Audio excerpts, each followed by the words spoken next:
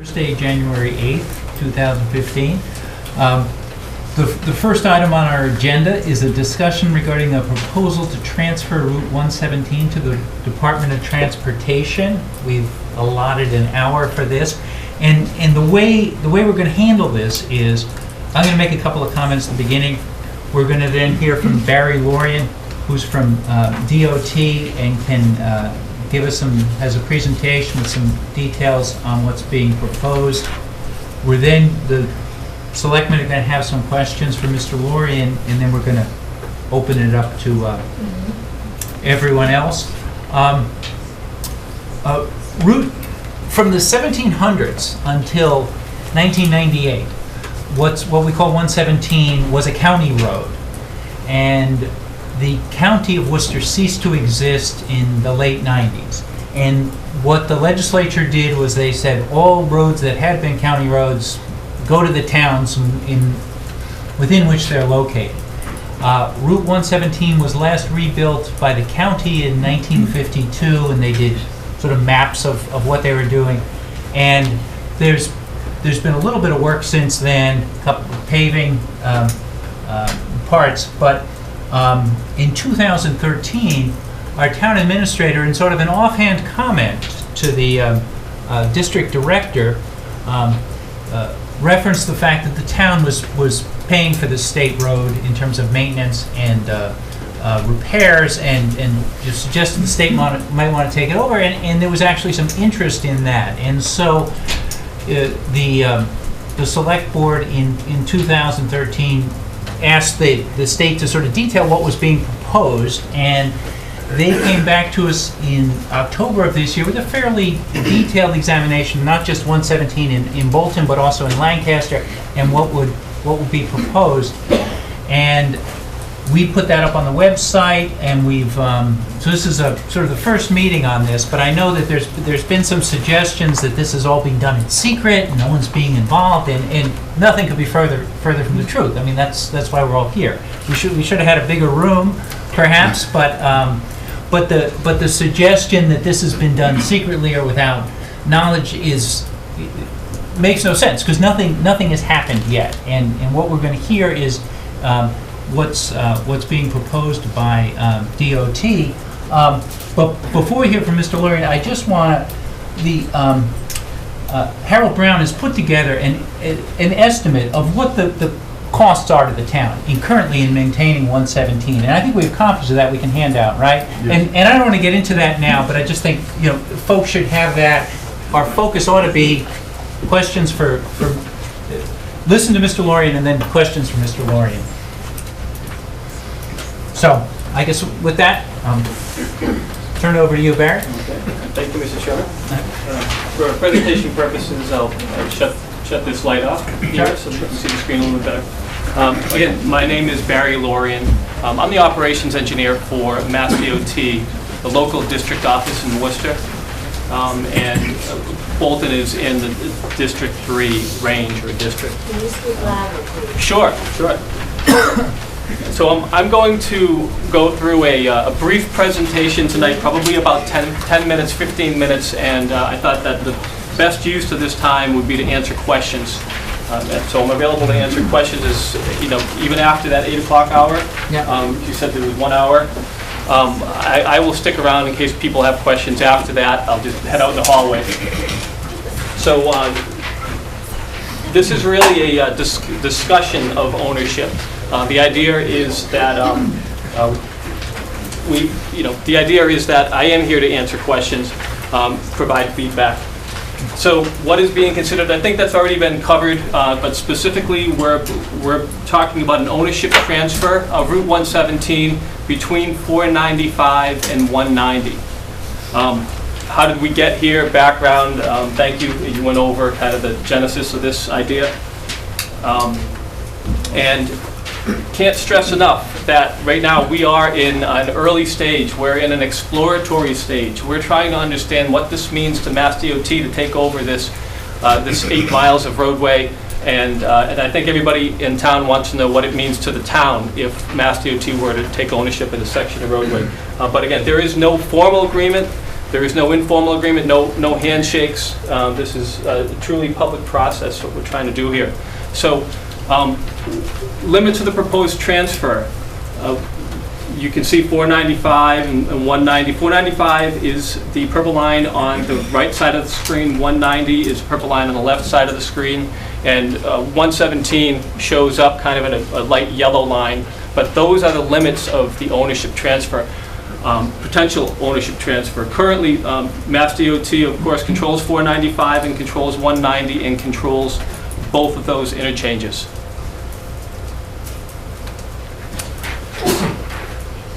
I guess initially, a lot of people said to us, well, why are you even considering this? You know, it's one more asset that you would have to maintain, that being Mass DOT, we would have to maintain it. And we're not being provided additional funds if we do take ownership and have to maintain the roadway. But essentially, at the end of the day, if you look at what Mass DOT is charged with, we're really charged with moving regional traffic. And I think one of the concerns the town had, and I certainly can't speak for the town, but one of the concerns is that there is a lot of regional traffic on Route 117. And essentially the town is paying to maintain a roadway that carries a lot of regional traffic. Generally that's what Mass DOT does. Of course it's an important east-west corridor and it does connect those two interstates like I had said earlier. So what are the benefits to Bolton? In terms of an annual cost savings for maintenance, I don't know exactly what that is, but I understand that there's a flyer going around now that may shed a little bit of light on that, but there certainly is a cost associated with maintaining a roadway. As well as snow and ice. Snow and ice operations, plowing, sanding, salting, cleaning up the snow afterwards, there's a pretty hefty cost associated with that. I don't know if that's been factored into the paper going around. Cost on capital improvements. So when I say capital improvements, let me distinguish that from maintenance improvements. General maintenance, every day we're talking about patching potholes, line painting, street sweeping, things like clearing sidewalks. If a tree limb comes down, clearing that out of the way, signage improvements if a sign falls down. Anything that you see your local DPW doing out on that roadway on a day-to-day basis, there is a cost associated with that. A capital improvement is a larger project, say an intersection reconstruction where a traffic signal might be added or a lane might be added or an intersection may be reconfigured for safety reasons. So those capital improvements come out of a different pot of money and they tend to be kind of a large lump sum expenditure, you know, $1 million, $1.5 million, $2 million, depending on what the actual improvement is. And finally, you know, there is a small time savings for some of the administrative staff who don't have to deal with the day-to-day on that roadway anymore. If there's an issue, you call MassDOT, we come out. What are the implications, however? So there is a formula that the state uses to decide how much local funding for roadway maintenance each town receives. It's called Chapter 90 funding. So the state, I believe, provides around $290,000 or so each year to the town to use on local roadways. Because that formula is partially based on the number of miles of roadway that you'd be maintaining, if the 3.5 miles or so of Route 117 were to change ownership to the state, there'd be a loss of about $13,600 a year in Chapter 90 funding. So that's coming off of about $290,000 or so, just to give you an idea, order of magnitude there. There is a loss of administrative control and decision-making along the corridor. Some of these things include curb cuts, driveways, signage, pavement markings, and to some extent other minor improvements that could happen along the roadway. I just want to say one thing about that. We never do anything in a vacuum. So even though MassDOT would have the final authority on some of these decisions, we work very closely with the municipalities that we work very closely with the municipality that the town is, the roadway is in. So even though there's a loss of control or final decision-making, that doesn't mean we don't work closely with the municipalities on what that decision should be. Less control on the scope of large capital projects. Large capital projects can take 4 to 5 to 6, sometimes 10 years to go through a planning and design process. There is a lot of opportunity for public feedback. Again, at the end of the day, the final decision would be made by Mass DOT. However, it is largely guided, and I want to say 85, 90, 95% guided by what the municipality is looking for. And then a big one that some people think is big, no parking along state highways. That is a Massachusetts law. If the road became a state highway, you wouldn't be able to legally park on the roadway. That's not to say that if somebody's parking on the roadway, we call a tow truck and run out there and tow them. In fact, you've probably seen a lot of people parking on state highway. It does happen. We only get involved if it's creating a safety concern. Some things that wouldn't change, speed limits. Speed limits are currently set by Mass DOT in all roadways, local or state. That wouldn't change. It would continue to be the same. We would continue to set the speed limit. In compliance with federal guidance for design elements doesn't change. So to explain that a little bit, if the town is going to design an intersection or Mass DOT is going to design an intersection, we use the same guidance, the same design guidance. So I think that's important just to call out. What's been done so far? Actually, when I went back yesterday and put this into this slide, I thought to myself, wow, a lot more has been done than I thought. But going back to September of 2013, I was at the select board meeting. We've done a field review. We've provided a review of ownership transfer document that we put together. We've met with the Bolton Conservation Trust recently. We're here tonight. We will come back whenever you need us to come back in any forum. So another meeting like this, a less formal meeting where we can sit around and have working sessions. We're willing to come back and have those type of meetings also. What did we find along the corridor? Because we did do aside from having a one-day field trip along the corridor, I've had engineers up here multiple times to look at specific aspects of the roadway. What we found is, what we thought we'd find, there's a lot of traffic on 117. It's a mix of local and regional, and we feel there's probably more regional traffic on the road than there is local traffic, just based on the numbers that we're seeing. Generally, the pavement's in good condition. I think the town's done a good job keeping the pavement in very serviceable condition. What we've seen is sidewalk, bicycle, and ADA compliance issues. ADA compliance issues, yes, but sidewalk and bicycle accommodations in most locations could benefit from some improvements. Again, sign, pavement markings, and guardrail. A lot of them they don't meet current specifications, so the signs are generally too low. The reflectivity is gone on them. Some of them have antiquated messages on them. Pavement markings are, I don't believe there are a reflective portion in the pavement markings. And a lot of the guardrail, specifically the end treatments, are not rated for the speeds along this roadway. They really should only be used on kind of minor roadways, and they present safety issues. So likely actions and improvements under Mass DOT ownership.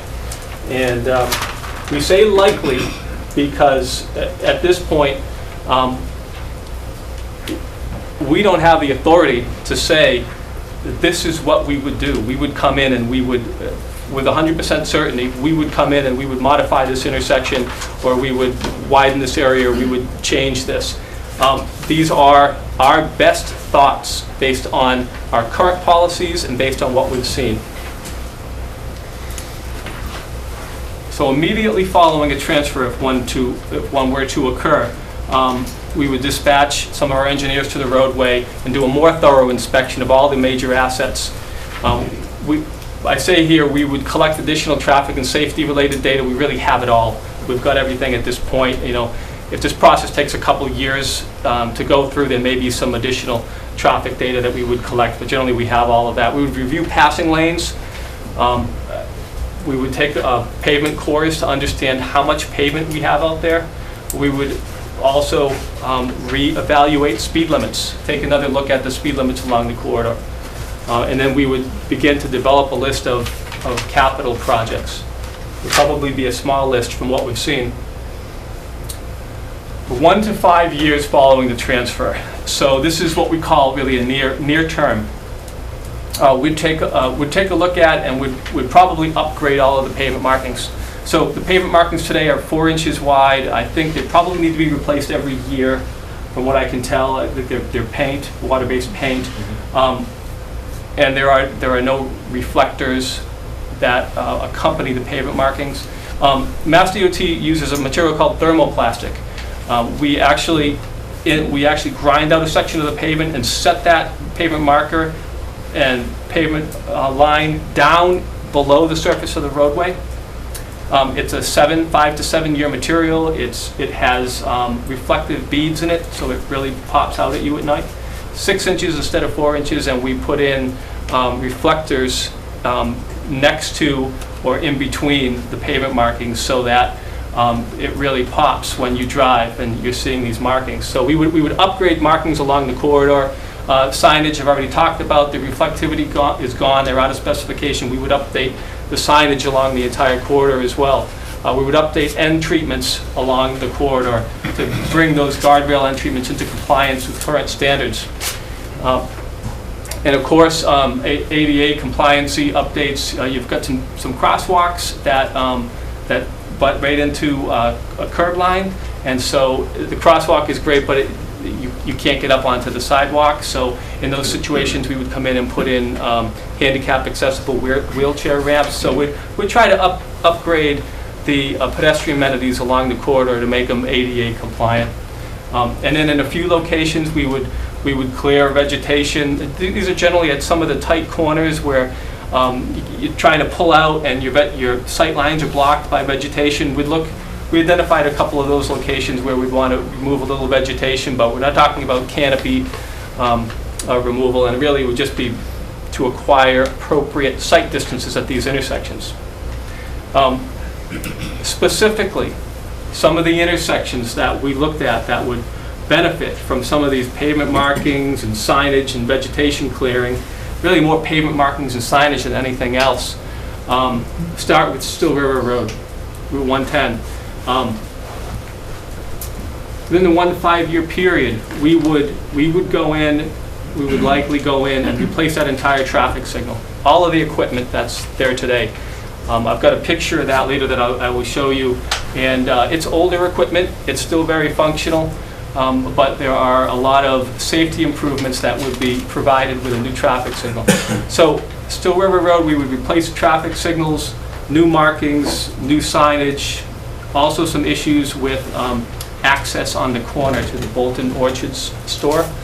Some of the access is really close to the intersection and in a location that it's prone to accidents, and at least it's unsafe as far as we're concerned. So I think those are the type of improvements we would look to do there.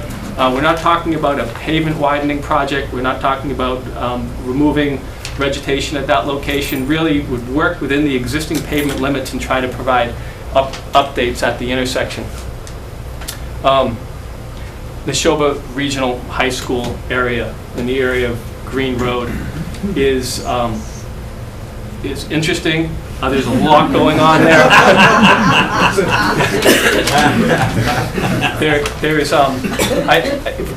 From what I can tell, there's a need to channelize traffic much better through that area. There are a lot of open curb cuts. The pizza store on the corner has a curb cut that is essentially just the entire corner. So What we would envision there is, again, no widening, but we're talking about reallocation of the existing pavement through pavement markings, better signage, perhaps some type of a crosswalk with a flasher to get people across the street. I understand people go from the high school to the pizza shop. And we certainly want to work with the pizza store, and I'm sorry, I don't know the name of that store. Classic. Thank you. We'd certainly want to work with Classic Pizza and try to close off some of their access. We would give them adequate access in order to get in and out and service their business, but at controlled locations. So we see that area as a really good example to take a vast section of pavement, really not touch the pavement, but apply some good traffic calming principles and channelize traffic much better. North Road, really hard to come out of that road, and you've got some fence and some guardrail that really restricts sight distance. I'm not sure that we would be able to improve the sight distance there at all. I looked at that hard today. But we certainly would be able to do a lot with pavement marking signage and perhaps even a flashing beacon overhead just to let people know there's something here. Of course, that would all of this would happen in close coordination with the town. And Manor Road was another location that had some interesting pavement marking design, and we would take a crack at maybe redesigning the pavement markings there. A little bit of vegetation might need to come out, and then some additional signage there. So those kind of safety upgrades are what we see for those locations within 1 to 5 years, and they really don't involve ripping up the pavement. Advanced design at Wattaquatic Hill Road. So to me and to us at the district, this was the most challenging location that we saw. We understand the congestion there. We've got all the numbers. We've had engineers at this intersection in the mornings. I've been there several times in the afternoon to understand how traffic is moving and how that intersection operates. It's our general feeling that the intersection would benefit today from simply striping in a left turn lane, using better, more clear pavement markings, and improve the signage as a very interim term improvement to bring a little more order to the intersection. It's kind of a strange intersection there. The operations are interesting because there's actually a queue created on Main Street because of how nice everyone is. Everyone stops and lets traffic out, which is great, until that somebody doesn't realize that you've stopped and let traffic come out, and then you have an accident. So I'm actually amazed that there aren't more accidents at that location, but maybe the slow speeds through that section keeps the accidents down. But certainly we see a significant loss of capacity at that intersection because it's not channelized well. So we would look to, in the interim, modify the intersection through simple pavement marking design and develop a westbound left turn lane on Main Street. So today that happens. You have a queue of traffic that develops to make that left turn onto Wattaquatic, and other traffic, the traffic that wants to continue west, will go around them. And some nice and slowly, and others is at 40 miles an hour. And so it's an unsafe situation. We try to bring a little order to that, while we work on a longer term improvement, which brings us into the 5 to 15 years. Now, I say 5 to 15 years because generally, if we have a thought for a capital improvement today, at a minimum, to access the funding we need, it takes about 5 years to get there. And if we're looking at Wattaquatic, and we're looking at potentially, as I've got on the screen here, adding a left turn lane and placing the intersection under signal control, there would be roadway widening associated with that. Generally, because of the historic nature of the intersection and the historic structures on the south side of the road, on the Wattaquatic side of the road, the widening would most likely be on the north side. And I say most likely, I can't imagine anyone coming in and proposing to widen on the south. It would be on the north side of the road. We're looking at minor widening here. We'd want to be able to provide enough room for about a 4-foot shoulder, a 11-foot lane to head eastbound, an 11-foot lane in order to queue traffic to make that left turn onto Wattaquatic, an 11-foot lane in the westbound direction, and a 4-foot shoulder. Any project we do these days accommodates bicycles, accommodates pedestrians.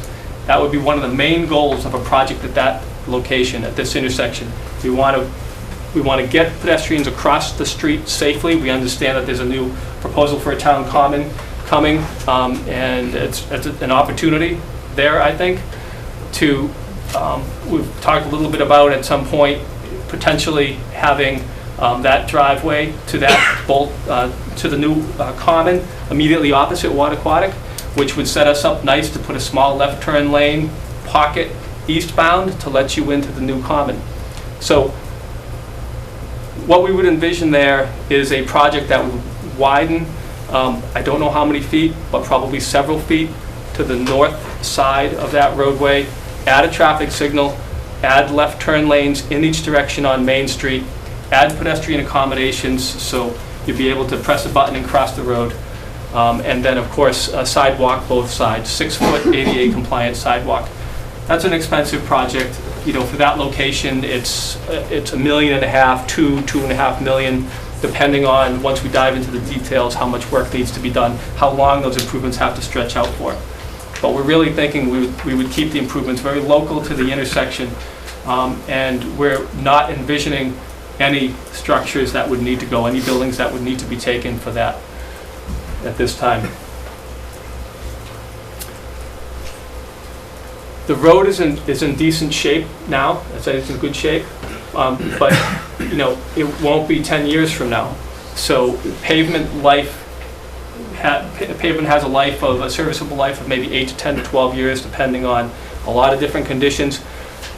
So assuming that sometime in the next 5 to 15 years, we'd need to come in and we'd need to resurface the road, so we'd mill off 1.5 inches or 2 inches of material and put new material down.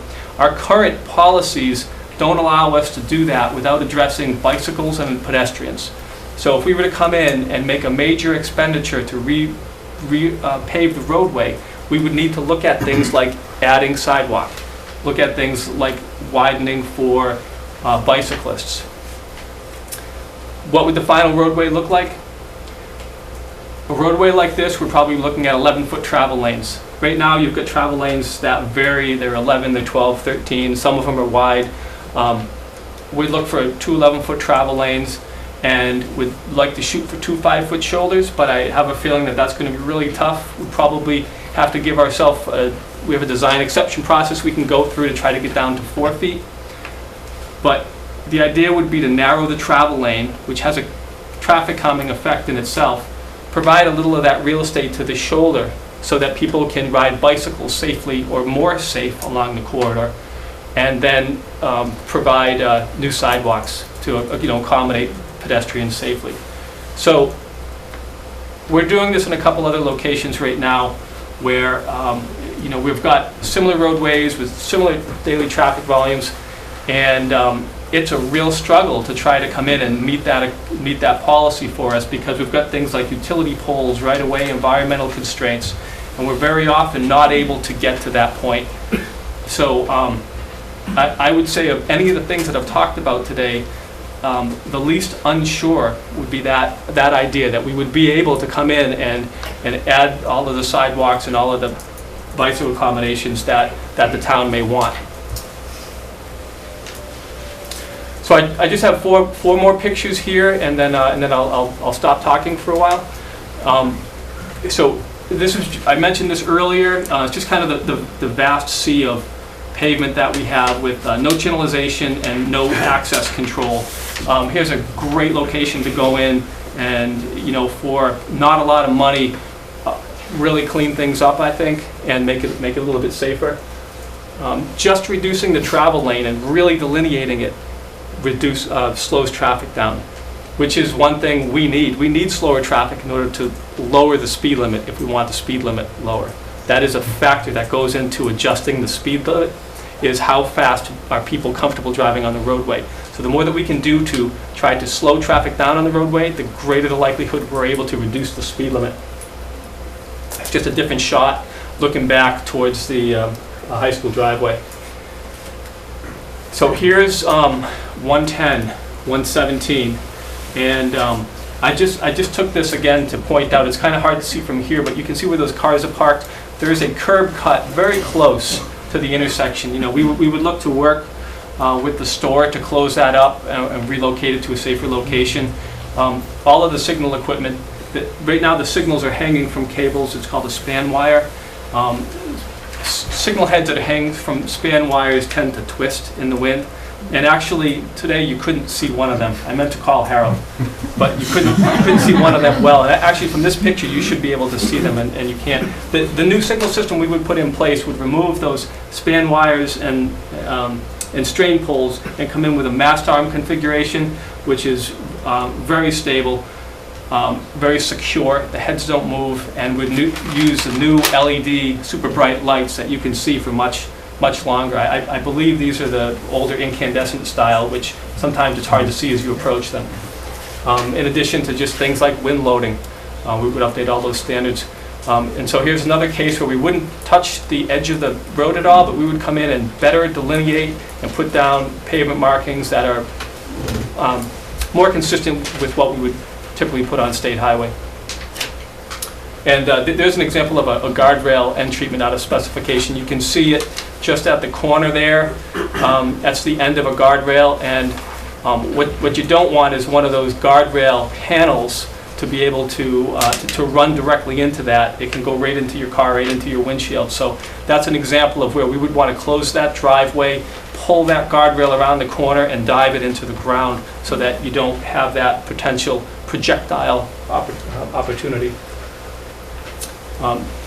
Here's Wattaquatic Hill Road. A few of those buildings were taken out recently, which makes, I think, a lot of decisions a little bit easier if you're trying to decide, if you're trying to squeeze more real estate in here for pedestrians and bicyclists, and just in order to provide a safe environment. The north side is now the natural side to widen to, we think. And that was just an example of Main. That's out in front of the town hall, and a quick shot of Main Street, and an example of a sign that you can hit your head on as you go by. That sign is right at your head height. So things like that is what we would do. We would go and remove it and put it high. Next steps from here. We will continue this public outreach as long as the town wants us to. If the town ultimately is not interested in us taking over the roadway, then we'll stop. The next step would be for us, if we receive word from both Lancaster and both Bolton that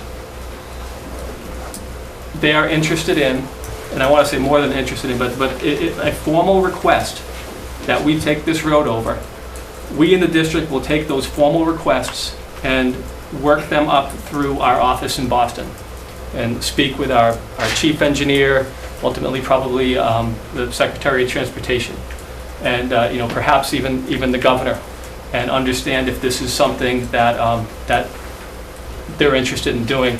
Right now we have preliminary concurrence from some of our lower administrative levels in Boston that this is something they want to pursue, but ultimately it would be made, this decision would be made at a higher level.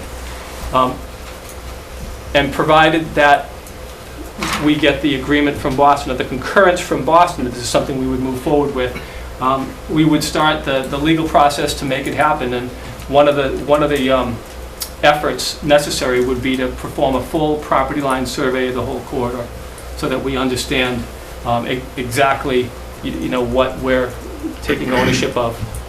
Time frame to complete, 2 years. It's a guess, because this could take 2 more years here. It could take 2 weeks. We don't know. But if we were to get a concurrence generally soon, within the next 6 months or so, probably 1.5 to 2 years to make the whole thing happen. There's my contact information. I've got some cards I can hand out afterwards if anyone wants to call me anytime. Feel free. But that's all I have. Oh, great. Well, no, thanks very much. When should turn the light on. For sure. I think some folks, when you describe the mission as moving regional traffic, what some people hear is the state wants more cars and more trucks on 117, and that there's concern about that. Is that the goal? You know, we move regional traffic generally on our interstates and our limited access highways. So 495, 190, Route 2 is the regional roadway that we should move regional traffic on, especially trucks. You know, a testament to that is the idea that we're putting tens of millions of dollars, I don't know if it's 30 or 40 million dollars into 495 and Route 2 right now to make that function well. So, you know, we want those major corridors to function well. I think if you think about the improvements that I've talked about tonight, they aren't capacity related.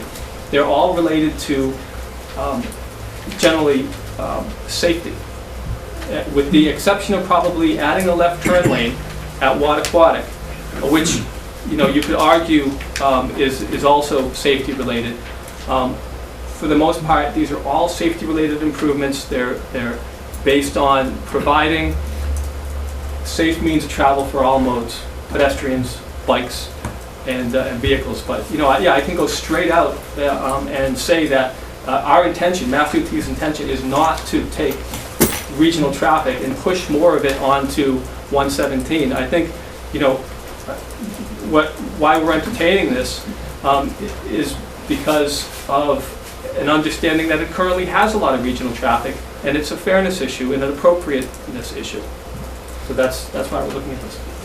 Could you give us some examples of other roads in the area? I know, 111 from Harvard into Boxborough that's under state control, is that right? It is. And it's got the little reflectors, I've sort of seen that. But sort of other roads that people can sort of visualize that this is how the state, you know, acts when they're in control. Yeah, you know, so I'm trying to think of other east-west roadways with similar ADT, and I think you might have to get up above Route 2 a little bit and get up to, say, 119s in Pepperell and Townsend, or Westford. Route 110 in Westford is similar, a little more traffic.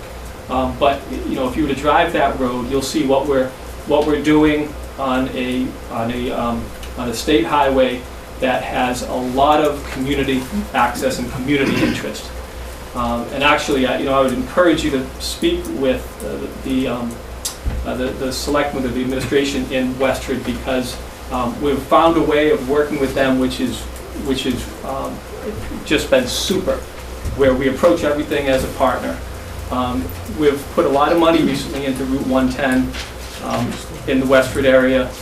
Littleton, Route 119 is another area where we've put a lot of money, and we continue to do that. But those are similar roadways with similar ADT and similar community interests. So a little bit north of this area, but... Well, that's actually good to know, because our former town administrator is now the town administrator of Westwood. Oh, good. Okay. Call him up. So we can give her a call. Some folks have sort of proposed that maybe we should. Is there a way to limit trucks currently on 117 to reduce the number? What are the rules on that? Okay, so you're referring to a truck exclusion, or what we call a heavy commercial vehicle exclusion. Mass DOT issues regulations allowing those exclusions. We've got so a community cannot go in and on their own accord implement one of those truck exclusions, but Mass DOT does, and we've got certain requirements, and we look at things like truck percentages, and primarily we're looking for a good alternate route. If you can meet those requirements, we'll issue the heavy commercial vehicle exclusion. However, because of the nature of state numbered routes, we do not issue them anymore on state numbered routes. So, you know, that request wouldn't go very far. It's right in our policy, right in our SOPs developed by our chief engineer.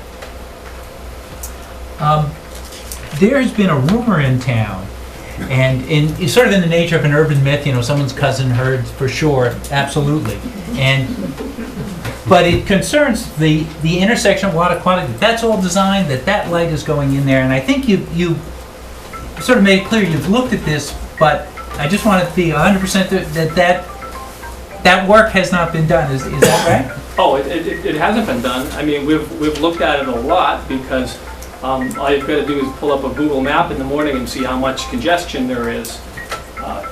So we've looked at it a lot. There have been several studies on it in the past with different recommendations. We are currently trying to put together some concepts for it. We're really at the request of the Bolton Conservation Trust, who's doing some planning on the lot ahead of time. So I think a very fair request to them was hey, what would it look like if you were to come in here and put a traffic signal in, or we were to come in here, the town was to come in and put a traffic signal in, and put this left turn lane in. I believe, and I can't speak for them, but they wouldn't want to develop that site and then have 10 years from now or 5 years from now somebody come in and eat into that portion of it. So we're looking at some concepts for them, just real quick aerials with some line work on them that we're going to hand over. This is kind of for your use thing. But in terms of doing analysis and having support construction, none of that.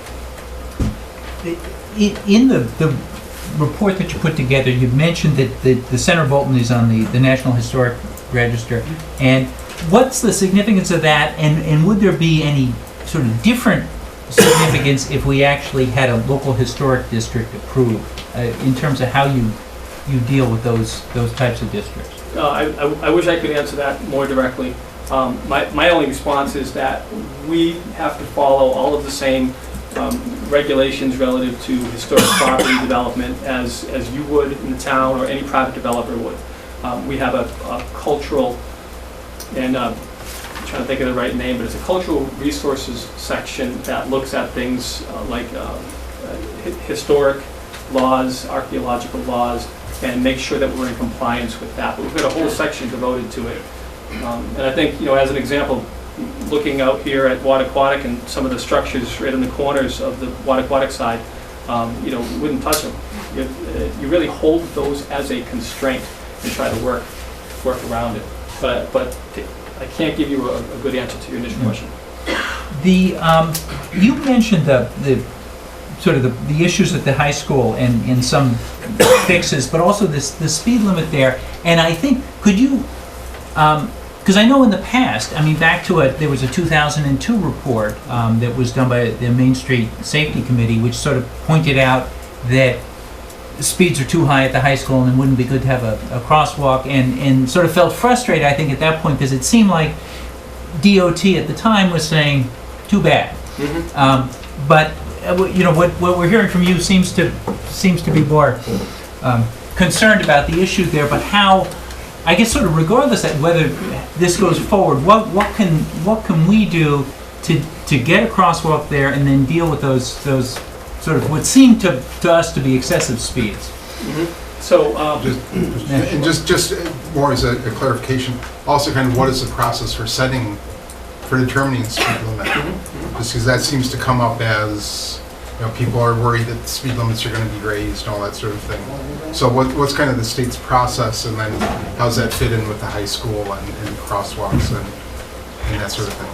Okay, sure. So we collect initial data, and a lot of this data is we'll have somebody in an unmarked car, and they will take shots, speed shots, and they will graph those. They'll take about 100 shots, graph them, and we determine what the 85th percentile speed is for that section of road, the speed at which 15% of the vehicles that we capture are going over. We use the 85th percentile speed to help us set the speed limit. We can go up to 7 miles per hour lower than that speed.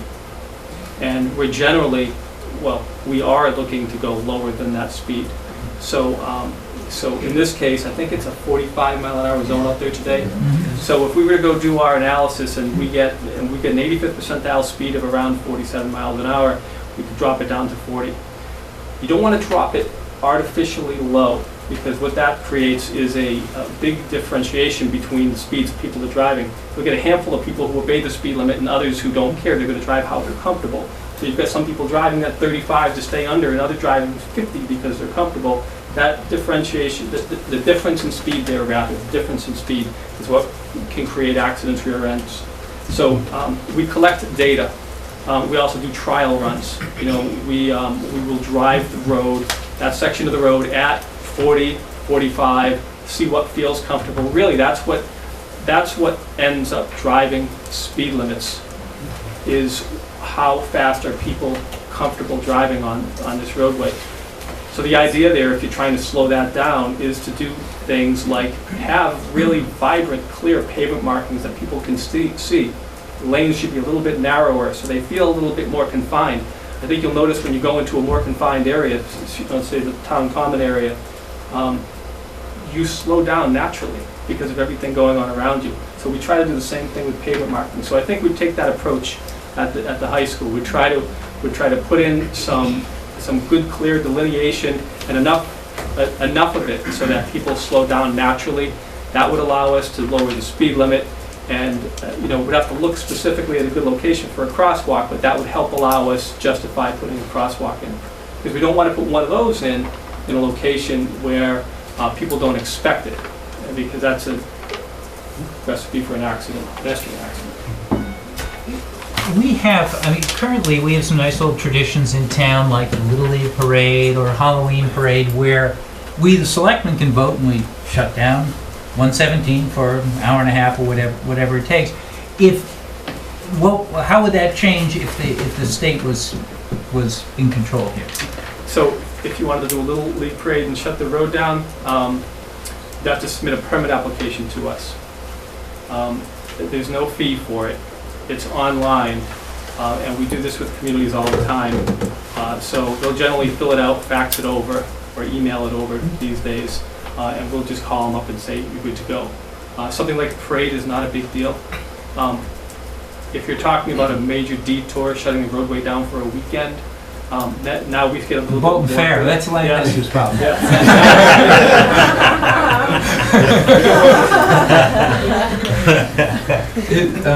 Well, here, I think, I mean, we're running late, so I think if you can stay longer, I mean, we can sort of continue this, because I'm sure folks have questions, but why don't I sort of yield to Mark? Sure, I'll keep it brief because I know that the folks want to ask some questions. I know in your presentation, I mean, and to your point, most of it is dealing with safety issues.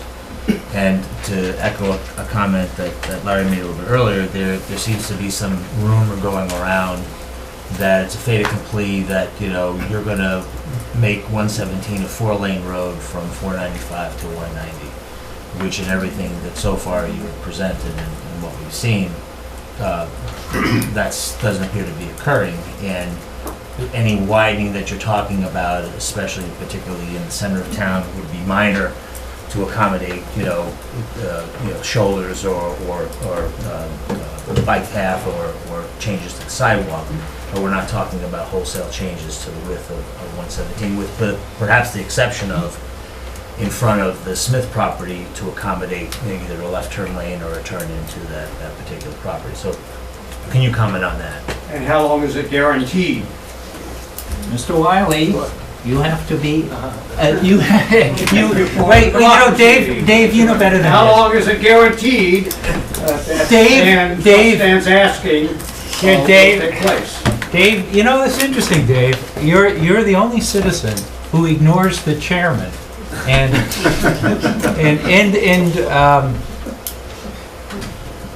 so you're going to have the opportunity to ask questions, but I just want to remind folks, when we get to that stage, our tradition here is to sort of state your name and where you live to give yourself some context. But to Stan's question. Sure. We've absolutely got no plans to widen this roadway and add a travel lane in each direction. There's no way we could do it. It just wouldn't fit. We would never propose it.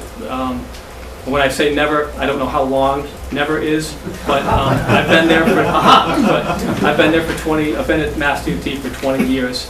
Hopefully I'll be there for another 20 or 25 years. in that time, I can't see traffic volumes growing enough and for there ever to be an appetite to do that. If there were an appetite at the state level, if the town didn't want to do that, it's pretty much a dead issue. So, but we have all looked at the traffic volumes, we've all looked at when I say we, our engineers at the district have all looked at Right. these things to try to understand, is this something we'd want to do, add a travel lane? And no, we would rather take that money and put it on 495 and put it on Route 2 and add a lane where we want regional traffic to go to. Right. Another question, in your presentation, you talked about state ownership, there would be some loss of control. But I think the folks should know out there now that many of the things that were talked here about potential improvements to the road, either sidewalks or left turn lanes or crosswalks or putting in a traffic light, even though quote unquote Bolton owns the road, we have no free will and access to do that on our own now at this point in time. It has to be clear that any of these things, if we decided as a town that we wanted to do them and we wanted to spend the money on our own to do that, we would have to go to the state, one, to get permission, and two, all of that work would have to be designed to the satisfaction of the state. So just so you know, loss of control doesn't mean to the extent of loss of control. We already don't have control of the road itself. There may be a few additional things that we don't have control over after this happens, but we certainly don't have control over the roadway now. So I just wanted to make that clear to people here tonight. So maybe just to comment on that briefly, there are certainly some aspects of the roadway that the town currently doesn't have control of. Things like speed, setting the speed limit, deciding that you're going to restrict trucks. And that's a big one. Adding traffic signals nilly-willy without meeting traffic signal warrants. But a lot of the decisions along the roadway, in terms of pavement and signs, and they are town decisions at this point. So we only get involved at Mass DOT on local roadways in a few select areas, but you're right about the guidance, right? If you're going to put a traffic signal in, you would follow the same guidance that we would follow. If you're going to put in a wheelchair ramp, a handicap accessible ramp, you would follow the same guidance. The town, the state follows the same guidance. So absolutely, we all follow the same criteria. And that also include if we decided to improve the sidewalks. Yes, yep, there are certain criteria that we all have to comply with. Right. So whether we did it or you did it, it would be under the same guidance. Thank you. I'm good. All right, well then, open this up for questions, and as I said, when you're recognized, just state your name and where you're from. Stephanie Schneider, right on Main Street. My question is, if it's if the state is in charge of the road, does that mean state police are policing the road, or is it still local police? That's a really good question. And it's up to the state police. I think by Massachusetts law, they have first right of refusal, if you will. So if they decided that Route 117 was a road that they wanted to patrol, then they could do that. But what we've seen is the state police has really tried to stay with the more major roads like 495 and 190 Route 2 in this region, and a lot of the smaller, the secondary state numbered routes, the local municipal police department maintains control. So it would be up to the state police. In my opinion, they probably wouldn't exert jurisdiction over this roadway. Joe Myers, Main Street. In your discussion about the sidewalks, and I'm particularly concerned with the north side, you just sort of glossed over the issue of utility poles, which is one reason our sidewalk is virtually unusable, certainly unusable for handicapped people. And another serious consideration is mailboxes, which I know was mentioned in your report, but not, you didn't mention it tonight. Now I see you're dealing with the utility companies, and God knows what bureaucracies that involves, and you've also got the U.S. Postal Service to deal with. So how is that going to be coordinated? It's very messy. The utility poles today are, for the most part, right at the edge of road behind the curbing. So you can still navigate on the sidewalk, but you've got to dodge these utility poles. So ADA has some criteria that requires at least 36 inches of passable area. I think in a lot of the locations along Main Street don't have that 36 inches. So I think what we would want to do is kind of a very context-sensitive improvement where you come in, where you can easily, without a lot of trouble, try to widen that sidewalk, but ensure that at a minimum, you're getting that 36-inch width to get a wheelchair room. Does that involve getting utilities to move their poles, or would you? Probably not, because that would be a very expensive effort to move all those poles, so we'd probably go the other way a little bit. And that's why I say it would be a context-sensitive effort where it would be kind of case by case. We'd look at this, say 500 feet, and say, oh, I think we can squeeze in, about a 4.5 foot or a 5 foot walk here without any trouble before we start to impact a lot of private property. So, and then in this section, it's only 4 feet, but we'd try to make sure we at least had that 36 inches. And what about the mailboxes? The mailboxes are a different issue. We actually spoke a little bit about that today. And it turns out Mass DOT wants them located in a certain location so that we can plow and not hit them. Post office wants them put in a certain location so they don't have to get out. And so the regulations are a little in conflict there. So what we would do, and what we generally do, is identify the mailboxes that are an issue and try to work with the post office and the property owner to come up with the best fit. So. In the back? Hi, my name is Noel Brewitz. I live right at 711 and 713 Main Street at the intersection of 1 So all of these slides are on my house. So I have quite a bit to talk about. I'm very concerned about eminent domain. I'm concerned about my historic property. I'm concerned about the idea that my well is right in front. I'm concerned about when I first came to Bolton and bought here. I bought here because it's quaint. People care for their properties. I bought because it's one of the few commercial properties on Main Street and had some potential now, especially along with the trust who's working on the town common, to really be a place where people gather. And so I'm all for safety. I'm all for children and parades. I'm all for Halloween when we throw the candy, and for all of that. I'm not for you taping my front lawn. And so I do have a problem with that. I also am concerned when we say, well, let's see if we can squeeze in a left turn lane. Squeezing means it goes left or right. And on my side, it would go onto my property. But more than that, right now, if you're on Main Street and you have a party, your guests park on street.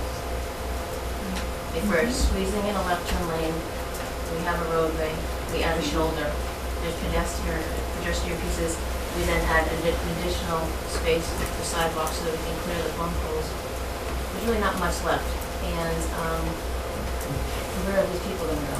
So, while I understand the concern of the majority of the town, I can only speak for myself and the worries that I have. And I feel like turning the property over to MassDOT takes a little government in terms of big government, and we really stand to lose an awful lot that the town has made great effort to keep and sustain. So I don't know if you can address that, but I'm really concerned about it. Is your property the one immediately to the east of the structure shown here? Yep, it's almost to the right there. Where we're Yeah, talking. yeah. It's the one on the right side. Yeah. Oh, it is the one on the right side? Yeah. Right there? Okay. Yeah, when that is one of the properties your property is one that would unfortunately probably be impacted. And if we were to widen in front of, in this location, like I said, at least our current thinking is that we would hold the south side of the road and move in that direction. So without having a plan at this point to know how much impact there would be, we have had our engineers look at the idea and felt that the widening wouldn't be so much that it's going to be right at your front door. But certainly we're talking about, feet, like several feet. My front door is 5 feet as it is now, Yeah. so I don't know. I mean, it's part of the history. This town was, it was a horse and cart town. I mean, that was the charm. Yeah, no, It's a big concern, sir, and so I don't want to gloss over. And I That's We the have- heart of it, the heart of it. Don't cut her off. Yeah, this is You about- let them go on for Yeah, 40 this- minutes. This is, Don't cut her off. sir, this is just, and I'll wrap it up, but it's the idea of what's best for the town, I understand that, but at the point of saying there's very few commercial applications in town, and one of them is about to be ruined. So it is a bigger deal than just, oh, it's Noel's house. It's a bigger deal.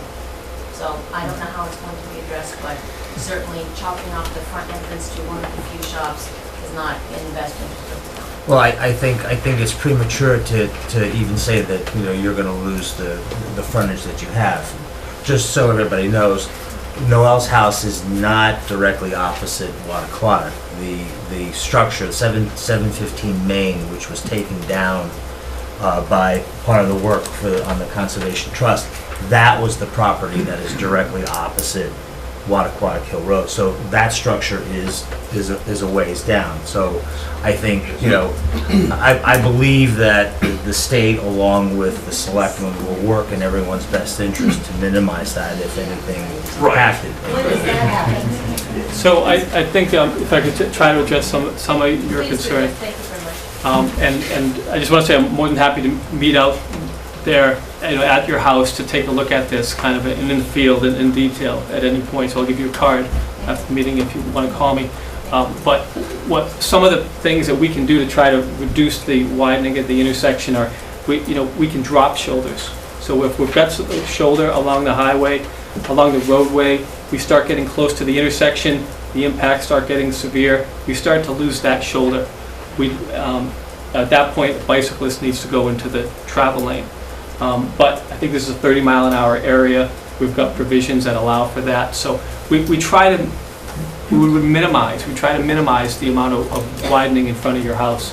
But I think to really address some of your questions, I'd have to meet out there with you on site, maybe with another one of our highway design engineers, and really talk about it in more detail. Before we get to the next question, the 2002 report of the Main Street Committee said we should have a light at Manor Road and 117. And I'd just be interested in a sort of a show of hands as to people who think at some level, whether the town does it or the state does it, that a light at Manor or at Wattaquatta might be a good idea. So people who think that might be a good idea, could you just raise your hands? And then, how about people who think those are, that's... Specific, can you please make the question specific and not say, throw both in at once? It's kind of clouding the issues. Yeah. No, sure. No, I mean, if people are willing, sure, we can. How many people think a light at Wattaquatta would be in our interest? Okay. How about a light at Manor Road? And then how about no lights at all? Neither of them with any lights. Excuse me. Could you add 4 bushing green in there? Yeah. Because that seems to be the one where I see the most. I don't know. Where's our most accidents in town? There's a light going So to at Wattaquatta or at Manor? Wattaquatta. So Wattaquatta is our most, and Manor. Okay. So without context, these things don't mean anything to any of us out here. Like where's our most accidents? Where's our biggest killing? Okay. And all that. Why don't I apologize for that detour. Mr. Bain? Steve Bing, 704 Main Street. It looks to me like we're gonna run out of time. Can you speak up? I wanna know what the process is. We're obviously got a room full of questions here. We're not gonna give them answers tonight. So I have a question about when's the next meeting? Well, why don't we say that in 25 minutes, what our next meeting And then is? I wanna know, because then I have a bunch of questions to follow. Is this decision to be made by the selectmen or by town meetings? If it's a transfer of real estate, it's a decision that has to be made by town meeting. Mr. Lindsay?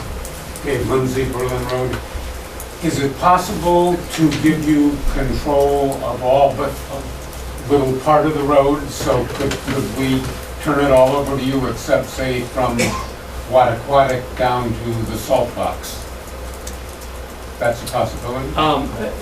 So we have thought about kind of segmenting it a little bit, and the concept generally already is segmented.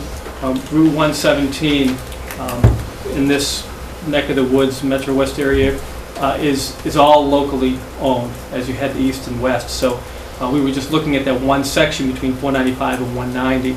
So we talked about potentially removing some of those sections, and we felt that it was a better idea to approach it from a complete link.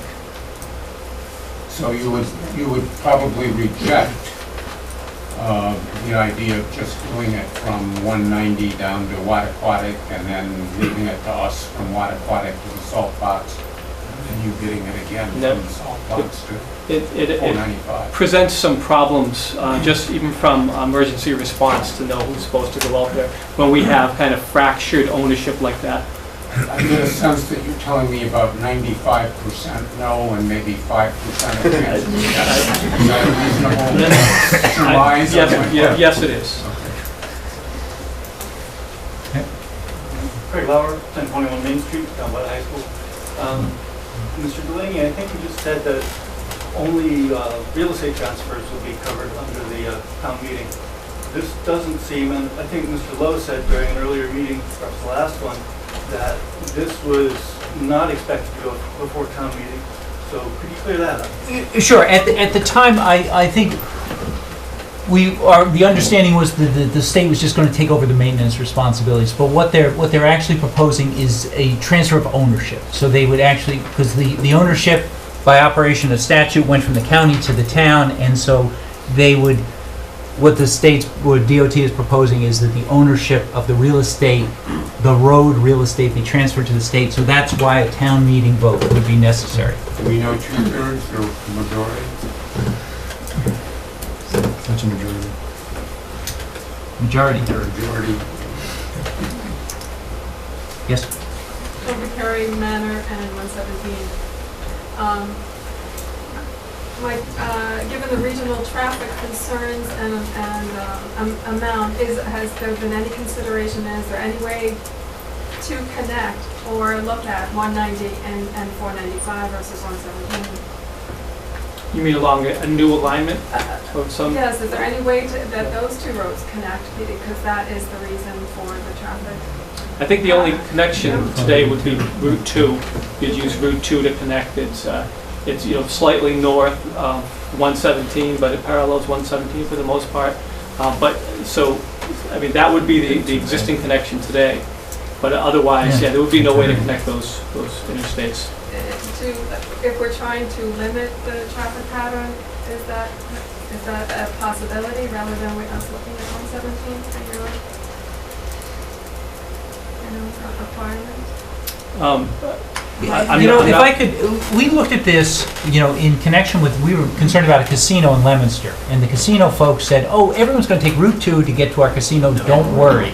And you looked at it that you save 12 miles by not going down 495 to Route 2 if you just cut through 117. But But that's the way the roads are, So I don't know if we could ever make that connection. I think that connection today is Route 2. And 290. Yeah, it's sort of and the 290 southern route. The southern route. Yeah, Yeah. Southern. Sure, you have to What go. she's saying is if there was some way of more than encouraging, especially the heavy vehicles, to go Route 2 and rather than come through our town. I don't know if that's possible. Our mechanism to do that is a heavy commercial vehicle exclusion, Which you've already said is out. unfortunately.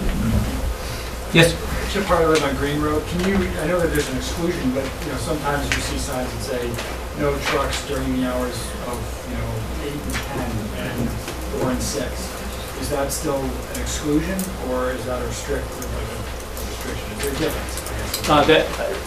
That is an exclusion. It's a time-constrained exclusion, which we do occasionally, Even on numbered roads? not on numbered roads.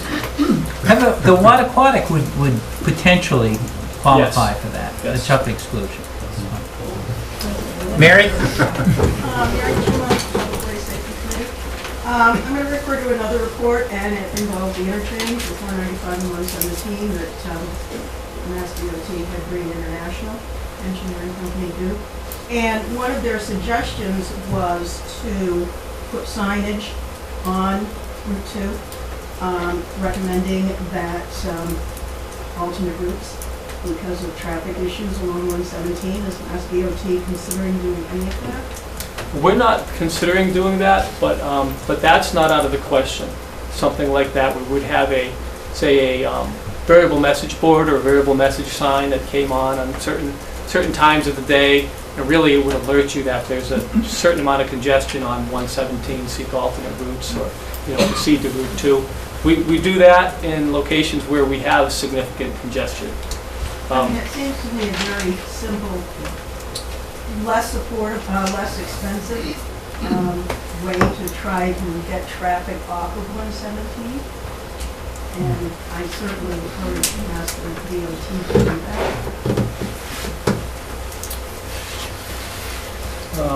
We can send that to our traffic engineering department, see what they think, and I will do that. Dan? Daniel Sandy, Still River Road.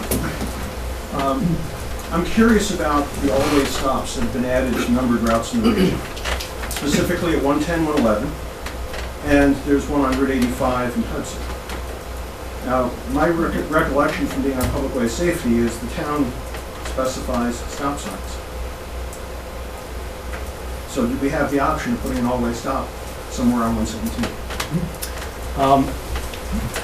So that's where we refer to the federal guidance on traffic control devices, which is called the Manual on Uniform Traffic Control Devices, the MUTCD. In there, it gives you,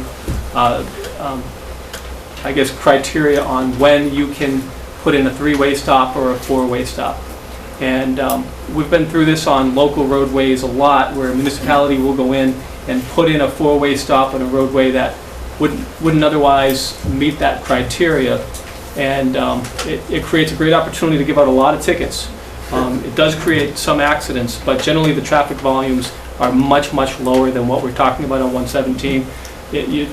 You've got today upwards, actually you've got over 23,000 vehicles a day on certain sections of 117 west of 495. So I don't know that would, Federal Highway might actually step in and tell us to talk with you to have that removed.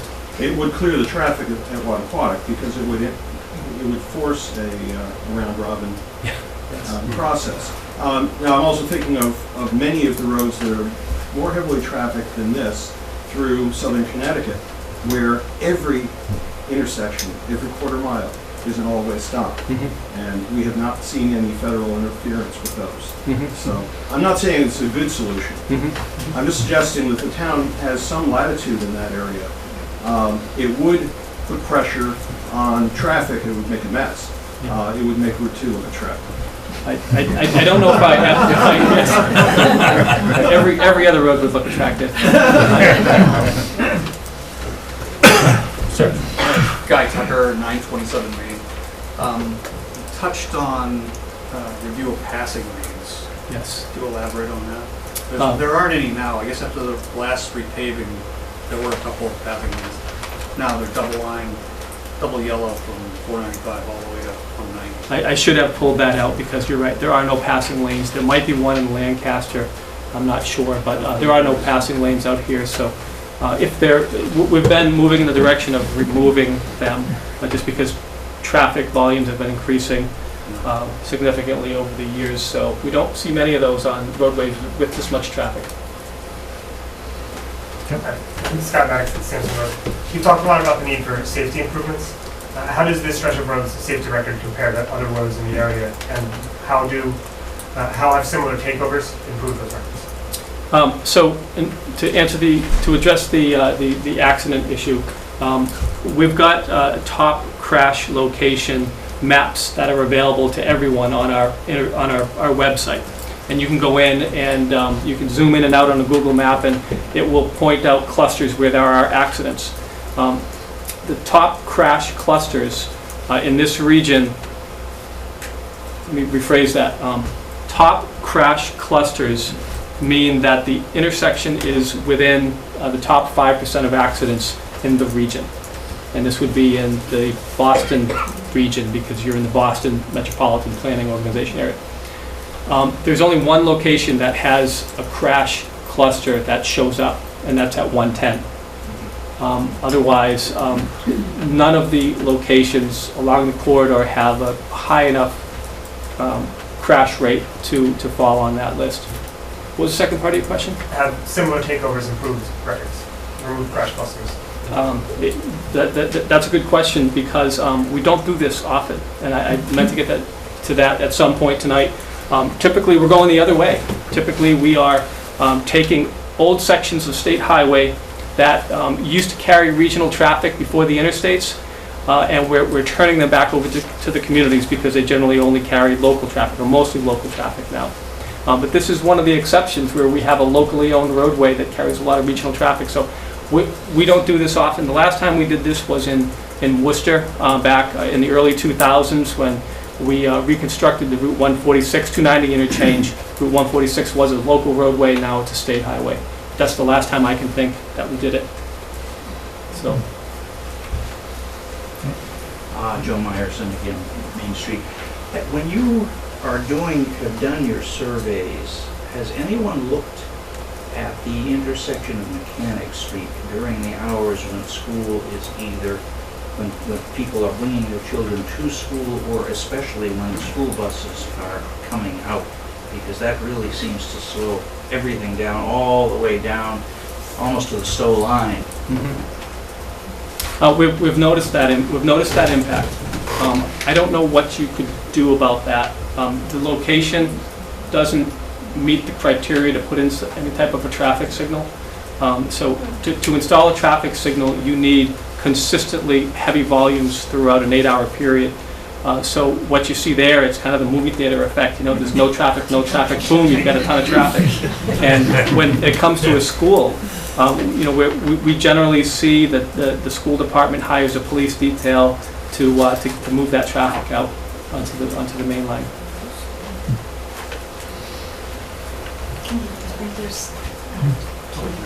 No, I'm sorry, I didn't see it, Kate. Hi, Kia, Oceanvine 702 Main. When you were talking about the surveying, that you wouldn't do the surveying until the town approves the transfer, right? Yes. But at the same time, what a lot of us are concerned about, the exact land that would be transferred, is what would be the process once you surveyed it? Would you be issuing all those new deeds? Would you be filing those deeds with, you know, the appropriate places? Would we get copies of those deeds of exactly how our land is affected? Sure. We would not be changing your property lines. We would simply be determining or reestablishing what the historic property lines are, which are already shown on, I think it's a 1950s layout that the chairman has in his hands right now. But our idea, or our thought, is that we would resurvey the corridor so that everybody understands where the property lines are. We'd create a new layout, which is a written document that shows where the property lines are, where the new roadway layout is, and it also shows how private property or budding property comes into that layout. So we would create do a new survey, create a new layout, and we would file that with the Registry of Deeds. But whether we did the survey, or the town hired an engineer to do the survey, or you hired an engineer or surveying company to do the survey, you'd end up with the same thing at the end of the day. So we're just trying to reestablish and re-understand what the layout is. But there would be no property change to you. Kia, did your house used to be owned by Zipporah Sawyer? It did. Wow. The 1952 layout shows where the road was. But that, again, that would not be done until after. I mean, is there any way that I think, could the town share that information with everybody? Because I think there are some people who are not sure. And there have been cases in the past where people went to put up a fence and didn't quite get their fence in the right spot and had to move it. I think on your deed probably says, your land is, 136 feet to the county road, and then that layout that I just gave you is something that's on, you can find at the Registry of Deeds website, and it runs the whole length of the road, at least the 1953 road. Right. The 1953 road is not what we have now, though. Right, but the land is the same. I mean, so that all the town, if the town were to make this transfer, we can only transfer what we own, and what the town owns is what the county owned in 1953. Right. And so your dilemma might be, though, as you look at your front lawn, you don't know, here's the curb, but actually your property line may be 5 feet off the curb, but that's not a function of the state, I don't think. I mean, that's just a function of your never having done the meets and bounds of your own property. Right, but I think it'll come into play when and if, and it sounds like it's unlikely that we will get new sidewalks for 25 years. But in the case that we were to get new sidewalks, I think some people would find that the sidewalks would come deep into their property and trees would be cut. And I'm not totally saying I'm against it. I'm just saying that some people, because the roadbed has changed, some people will be very affected by it and others not so much. In my case, not so much. Probably a third of my front lawn is not mine. But, having said that, there is room for more travel lanes. I know you're saying you're not going to widen the road, but I don't think it's a stretch of the imagination to envision turning lanes going a lot more through the town center than just Wattaquatic. I mean, and then when you do get around to moving the sidewalks, which I don't think you will be, I think there will still be a very different looking town center. So I just want people to know that, and I don't know if anyone really is concerned about it, but we could flag it. Jean Marie Potter-Mile at Danforth Lane, and so my question sort of goes along with that. So you were saying that the highest, I forget how you put it, highest crash zone around here is at 110, and we have lights there and turn lanes there, and so if that's where most of our crashes are, how is a traffic and a turn lane at Wattaquatic going to benefit us as a town? Because I grew up in Westford, when Westford had one traffic light. Okay. And now it's, yeah. So traffic signals, they do make the intersection safer in some ways and less safe in another way. So generally, if we have a lot of angle-type accidents, because we've got a lot of permissive left turns, then a traffic signal will usually do the trick and reduce the number of angle accidents, which are your most severe type of accidents when you get T-bone. But generally, they do create rear-end accidents because you're asking everyone, or most people now, to stop as they come to the intersection. So at 110, I haven't looked at the accident reports for every accident, but I would guess that we're going to see a higher number of rear-end accidents than angle accidents, although we do have permissive left turns there today. So a permissive left turn is when you come to the light and you don't see a green arrow to make your left turn, you see a green ball, and you make your turn when you think it's safe. So that could be contributing to the accidents there also. You could change that, change the lane assignments, change that to a green arrow, so if you're in that left lane, you have to go left, and that would probably improve safety, but we have to look at the accident data to tell. In the back? Leslie Briggs, Clinton Road. There was an earlier question about an exclusion for the historic district. And you said it probably wouldn't happen because the state frowns on those. But I think in West Acton, on 111, there's an exclusion. And there's the state highway ends, and some distance later, it begins again. So it can happen, correct? It can happen. There are, we do have a lot of what we call town gaps, where we'll have a state highway, and that will run for miles and miles, and then we'll come to a location where there's more or stronger town interest, and we exclude that section. You know, to use your term, we exclude that section. That section would stay town-owned, and then would pick up with state highway ownership after that. So it does happen. Mark? Be careful with me. Martha Remington, Historical Commission. I canvassed Acton, Concord, Lexington, Wayland, and Sudbury regarding state numbered roads and whether the state maintained or owned them in their historic districts. Concord didn't really have any except for Route 2 because Route 62 goes up to Bedford. But in all those towns, especially Acton and Lexington, they have on-street parking in their historic districts. And Concord said that there is an agreement which can be drawn between the state and these historic areas to allow on-street parking in these areas. So my impression was that it's something that you can work to get around. You don't have to put up with no parking in historic neighborhoods. You know, on the parking point, interestingly enough, our current regulations do not allow overnight parking on any road in town. And I don't know that that's, we've been ticketing for that, but between the hours of 1 a.m. and 6 a.m., there's supposed to be no parking on town roads, presumably including... Where's the sign for that, Mr. Chairman? No, I'm just...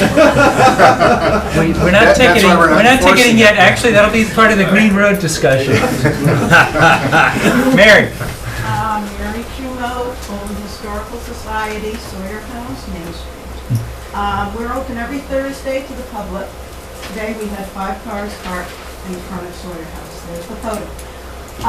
If we lose our parking, it will be, what are we going to do? We're not going to ask people to park in school lots, church lots, try to navigate across the street. It's a real issue for us, and as well as the residents who live along the Main Street. Just something to consider, please. Though Mary, you're an author on a number of these reports that have addressed the need for bike lanes. And so I guess if you have parking on Main Street, you've lost your bike lane, right? Parking is a traffic calming. Street parking is a traffic calming measure. That wasn't my question. And I know it's in conflict with the bicyclists. Yeah. But I support street parking. I support bump outs, raised pedestrian crosswalks, and these are all things that we probably could not get if the state had control over the 17, correct? Bump outs, probably no. What was the other thing you said? Raised crosswalks. Raised crosswalks, no. We have guidance, and it was developed in 2006. And it provides guidance on where and how to use traffic calming devices. And for a roadway with this ADT, not even considering speed, just the amount of traffic, both of those would probably be no. And I will look into the idea of, I guess, an exemption for our parking restriction in historic areas. I made a note to do that. And just to be clear, the raised crosswalks and the bumps, even if this doesn't happen, we'd have to go to you to ask permission for that, and most likely you'd say no anyway.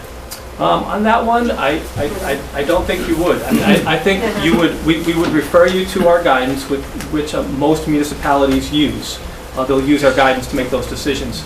But then I think the guidance would show you that you're way beyond the threshold of using it safely. And then so if you put that in, created accidents, that would be, I guess, on the town. Yeah.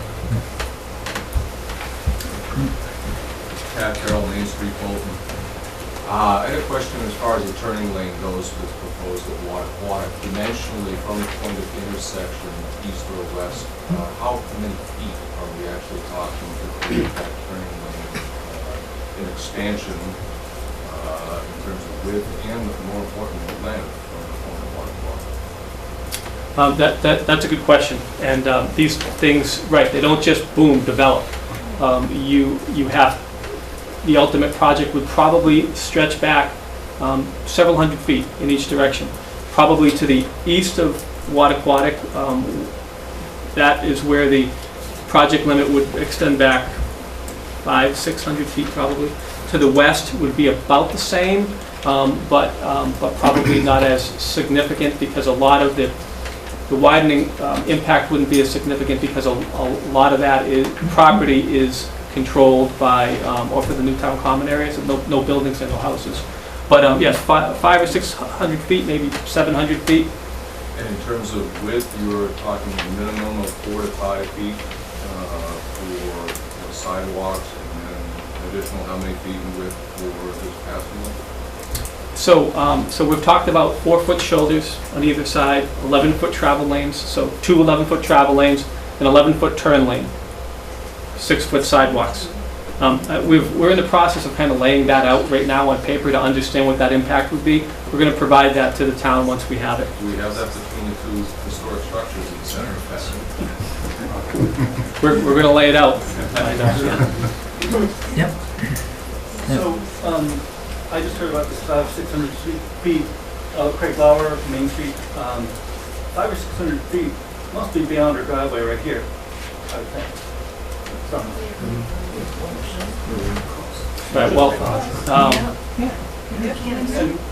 and my other question is sidewalks. So on your one of your last slides there, you said if you do repaving, you gotta do sidewalks and all that other stuff. So you're not talking 10, 25 years to do that. You're talking 5, 10 years before we get all new sidewalks through the middle of town. And further question is, are you actually intending, as it seems in at least part of this document, that you're talking about sidewalks clear down to Old Nortress, 110, anywhere you repave? Our current policy would push us in that direction. We've got a healthy transportation policy that would require sidewalks on both sides. We very often have to waive that requirement because we just can't make it happen. So what we would do is work with the town and understand what sections of sidewalk are most important and try to get those sections in. Right, 500 or 600 feet, probably total project limit, but that includes some resurfacing leading up to. So, area of widening, probably 150 feet each side, something like that. But thank you for making me clarify that. I don't know if you've been down toward the high school, at say 8:15 in the morning, when the average speed is 2. In that neighborhood, it can be from 7:30 to 9 o'clock. It's certainly not 8-hour average or anything, but it's quite a long time. And until you do something drastic with the center of town, specifically a traffic light at 12 o'clock, which some people might not like, I don't see that improving in any significant way based on all the proposals I've seen so far. And I haven't been there early in the morning. So what's causing the delay? Just traffic getting in and out of the high school? No, it's definitely, it's the center of town here. Oh, it's the center of town. Oh, okay. It's the Wattaquatic intersection, I think. I can't get here at 7:30 in the morning. Yep. Oh, yeah, sure, that's fine too. So this Yeah. involves two towns, us and Lancaster. Is this a all or nothing thing? I mean, really, you need both towns to kind of agree to this to get what you need, right? We do, yes. That's what we're looking for, is both communities to agree. And here, provided both communities want to pursue an ownership change, we'll continue. But, we need to make that segment long enough so that it's worth our while to come in and put our maintenance forces here and our efforts here. And we have regionally located depots that maintain our roadways. We've got one in Lancaster, we've got one in Boxborough, and that link all the way from 190 to 495 is important for us. But I think more than anything is it would already be a small section of state highway, 7 or 8 miles. Typically we've got state highways that run 10, 20, 30, 40 miles. So it's already a small section. We don't want to make it any smaller. If we're going to do it, we think the entire section is the right way to go. So it would really help. I mean, it's tough to see without seeing what you're doing all there and here, because it really has to be a cohesive plan across the entire 7 or 8 miles. I mean, just what happens here in our town isn't just important. It's important across the entire 8 miles that creates this traffic calming, creates platooning, creates all these things to make things safer. So I think presenting this as a whole is important. Well, they actually did, and the report that's on the town website. No, I see that in Yeah, the report, but, we're all talking about ourselves like we're just one little island. We're not one little island. I mean, we're an island connected with Lancaster. We have to hitch our wagon. I think it would behoove the selectmen to get together with the Lancaster selectmen. I own properties in both. We were with them last night, and I think they had 5 people at their meeting about this, so. I didn't get any notice. I didn't get a notice like Bolton, and I own properties on the street in both locations. So I will be calling the selectmen tomorrow in Lancaster saying they're doing it. Mr. Chairman, could you ask that gentleman to identify himself? Yeah. I'm sorry, the press has asked Thanks for letting me know. Could you give your name again? Oh, sorry, Mark Ayat, 985 Main Street and 289 7 Bridge Road, because I own both. Martha? Just a quick question, is this presentation online?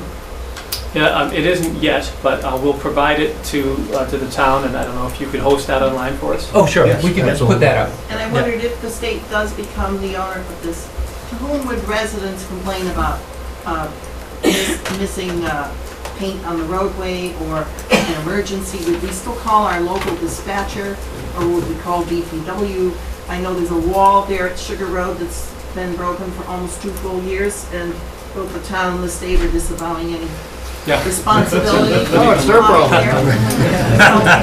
Who will we contact when this goes through? Our local officials will contact the state? It can happen either way.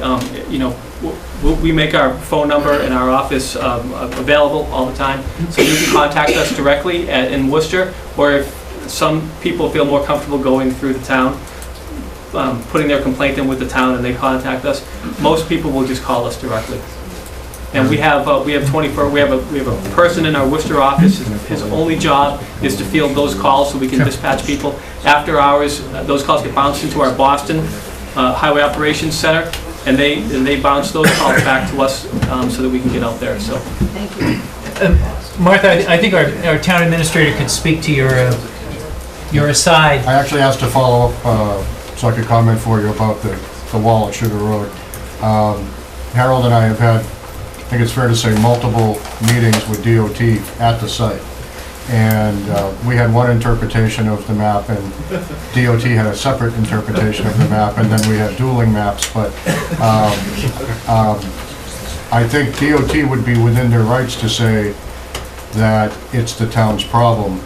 DOT didn't say that. They said, why don't we get together and talk about how we can, work it out together and probably share some expense there. So that's something that we're looking at as probably a spring project, but we will be addressing it, and DOT is very aware of it. Thank you very much.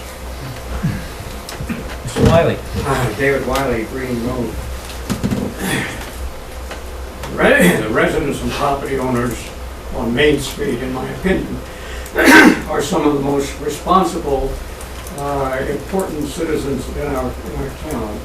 They have they fulfill their civic obligations, they pay their taxes, they come to meetings, and I see our town government selling them down the river. Back in slavery days, the worst thing that could happen was slaves were being sold down the river. Now, the property owners of Main Street are being sold down the river because 25 years may seem like a long time to the representative from DOT. 25 years in the history of Main Street is an eye blink. And the time will pass.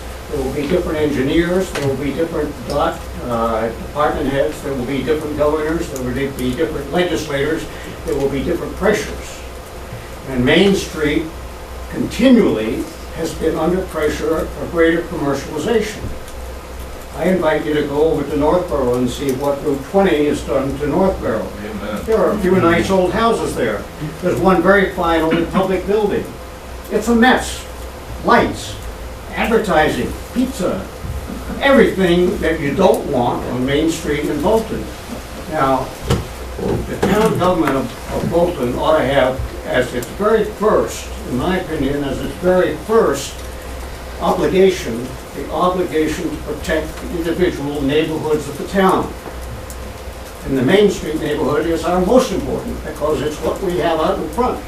It's what buyers of our houses, when they get ready to sell our houses, first look at. The values of the Main Street houses are going to be reduced. The headaches of the residents are going to be increased. Our town government ought to be protecting us against that. Joe Carrigan, Manor Road, and thank you for that. Do any of you as selectmen live on Main Street? No. No? So it seems to me that with all these questions and concerns, the impact to those residents on 117 directly are affected the most. And please don't move forward one more minute without their inclusion. It seems like we have already made great strides from the sounds of things, from your presentation and your awareness of it. This is new to me, fairly new to me, and I think it's already moving at a speed that is far exceeds my consideration, and I ask you to take that. Sure, but just to perhaps you can make the decision for all of us here. That's what well, no. It's already been expressed. Any decision, and I'm a little puzzled by Mr. Wiley, but that's often the case, because any decision is made by town meeting. The three of us can't decide this question as to whether to transfer that real estate. It would have to be a decision of town meeting, all your neighbors, sort of hundreds of them, if it gets to that point. Well, it's moving forward quickly. It sounds like there's a lot of discussion about it without the inclusion of these, without the inclusion of everybody. Please keep it on our front burner. I beg to differ. This process has gone on for well over a year. And we have been, as Larry said, we've been as open and transparent as possible. We have kept everyone informed. We actually that is absolutely true, Mr. Keegan. Please be quiet until I'm finished. We delayed this meeting to make sure it was past the holidays at the request of the Main Street residents so that we could have as many people here as possible for this initial presentation. There's a lot more information, it seems to me, that needs to be gathered before a decision can be made. It affects too much safety, property values, traffic, cars, trucks, and those impact us directly today. I think the representative from the state said that this process may take well over a number of years before anything ever happens. It may, I may be here, I may not, but in all, it doesn't. It still affects those people directly, and a lot. And I'm on the corner of Manor and 117. Mark Shea, I live on Fry Road. I don't live on Main Street.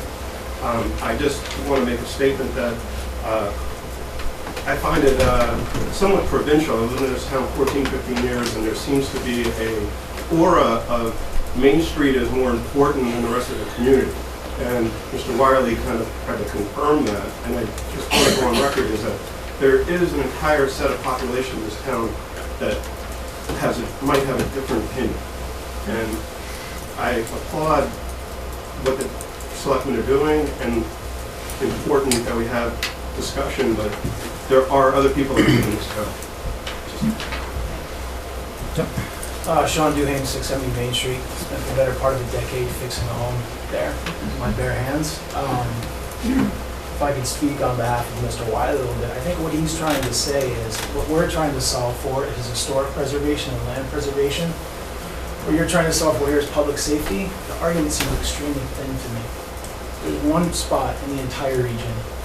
It's way down there. So. All right,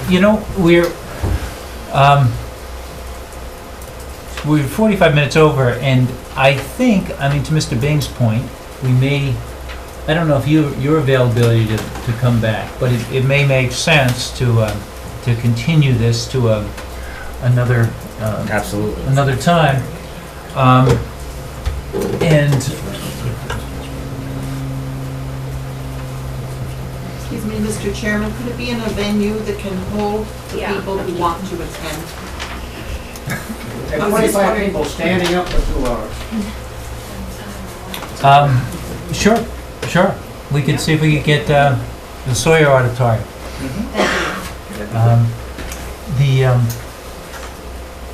What's our 2 meetings out? 2 meetings, that would be, I think, February 5th, if I remember correctly. Because we're meeting on the 22nd, and then I think the next meeting would be 2 weeks after that. Yes. Do you have a sense of whether you could join us on February 5th? Yes, I could. Yeah, sure. We need to verify the school availability. Yeah. If not, we could look at the library. The library room might accommodate this, I'm not sure. No, this is It's about the same size. Is it? Yeah. All right. Well, tentatively say February 5th. Well, why don't we? Yeah, we'll at a location to be determined. We'll We can do a broadcast email. Yeah. We will put this as the first thing on our agenda for the February 5th meeting, and we can continue this discussion. So how will we be notified of the meeting? Well, It's on the town website. Right now, it's tentatively set for February 5th. So we have to go on the website to look? Yes. Yeah. And my guess would be that the paper will carry that information as well. I know it's not under your control. But you can sign up for, at the town website, you can sign up to get emails directed to you as far as meetings, so you don't have to go looking for them. All right, any other questions on the continuation of this issue? All right, well, thanks everyone for coming. It's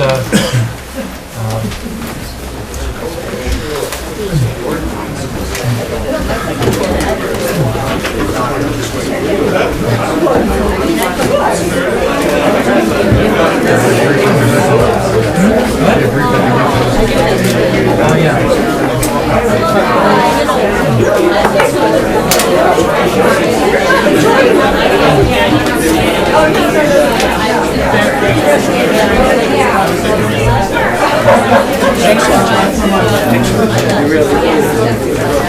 I think, I don't know, this conversation, like everyone puts in their money right now, but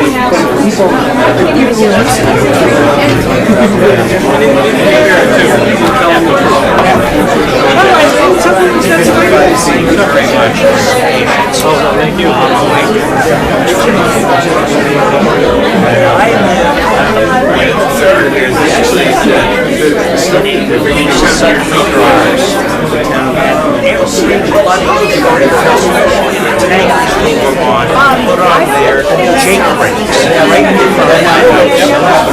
I know when I look at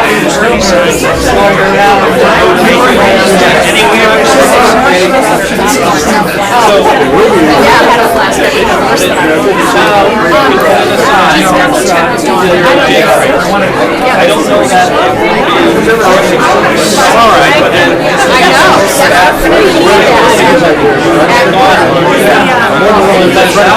It is quieter. Maybe that's because our house and the house across the street, there's so much vibration in the foundations that they're cracking. Insulation is settling. We don't, we send the liability in I was wondering about that.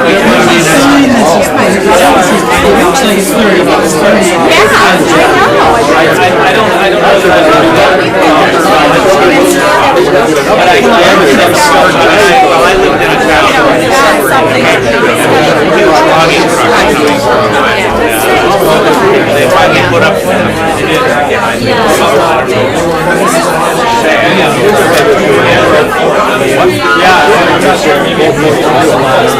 We've sent the information we're going to you guys will receive is don't tell somebody how they can stop.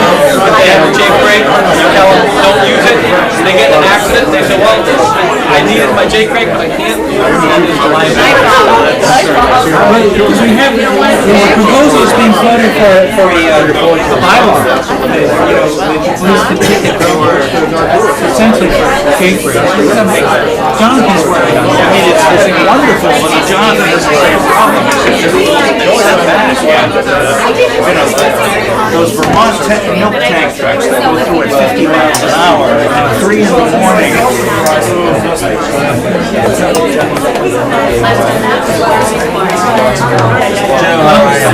You know what, folks, our meeting is still in progress, so could you take your conversations outside? Thank you. I just want to say hello. We haven't. No, we haven't. Thank you very much for serving on our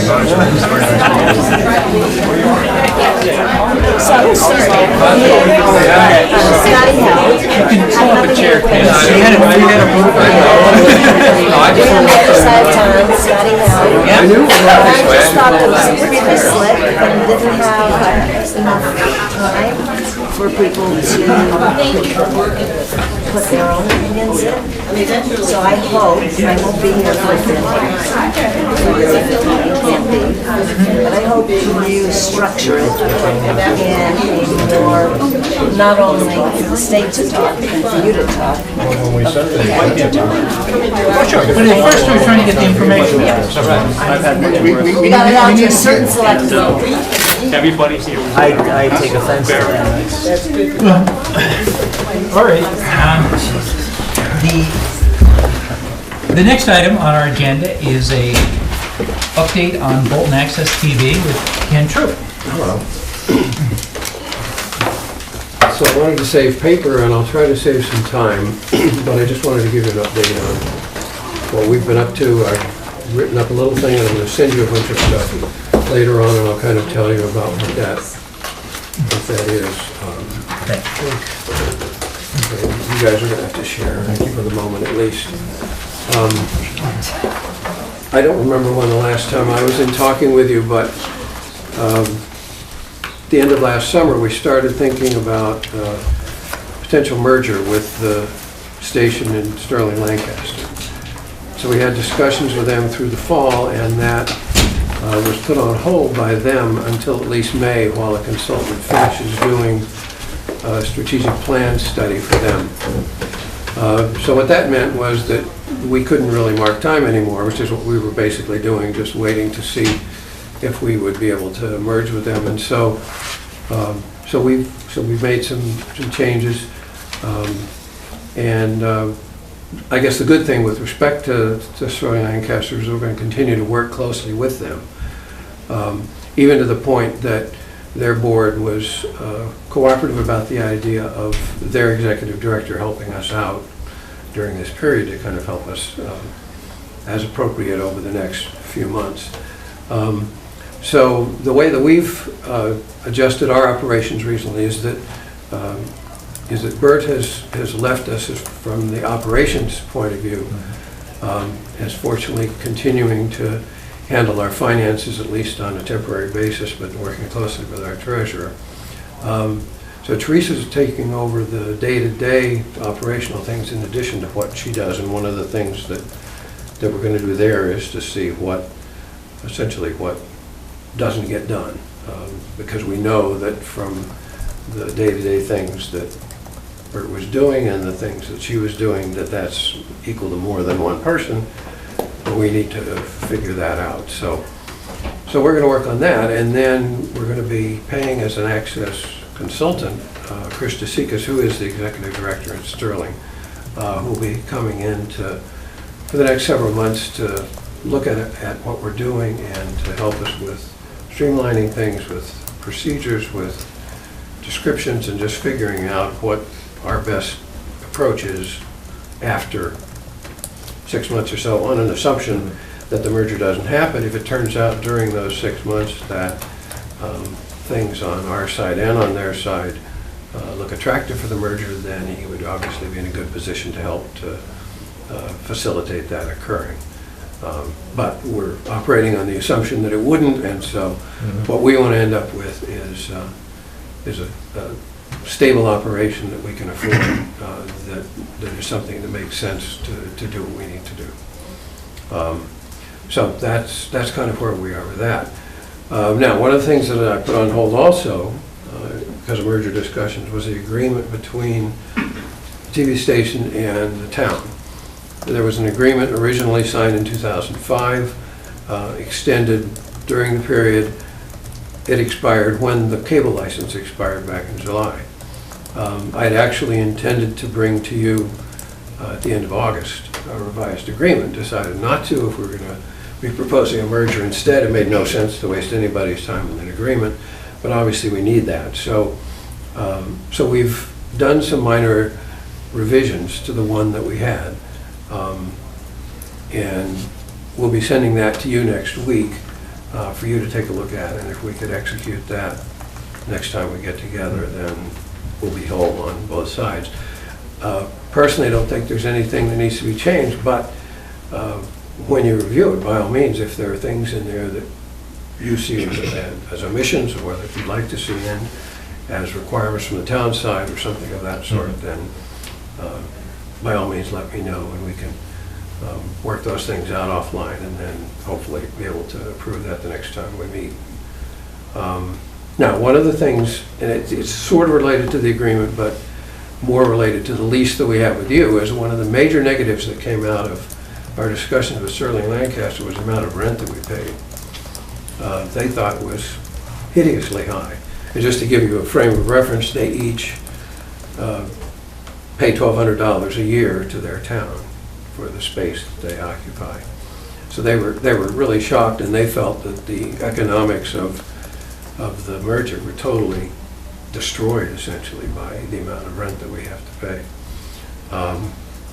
So we began to talk about, well, can that be reduced, or how could it be reduced, or whatever.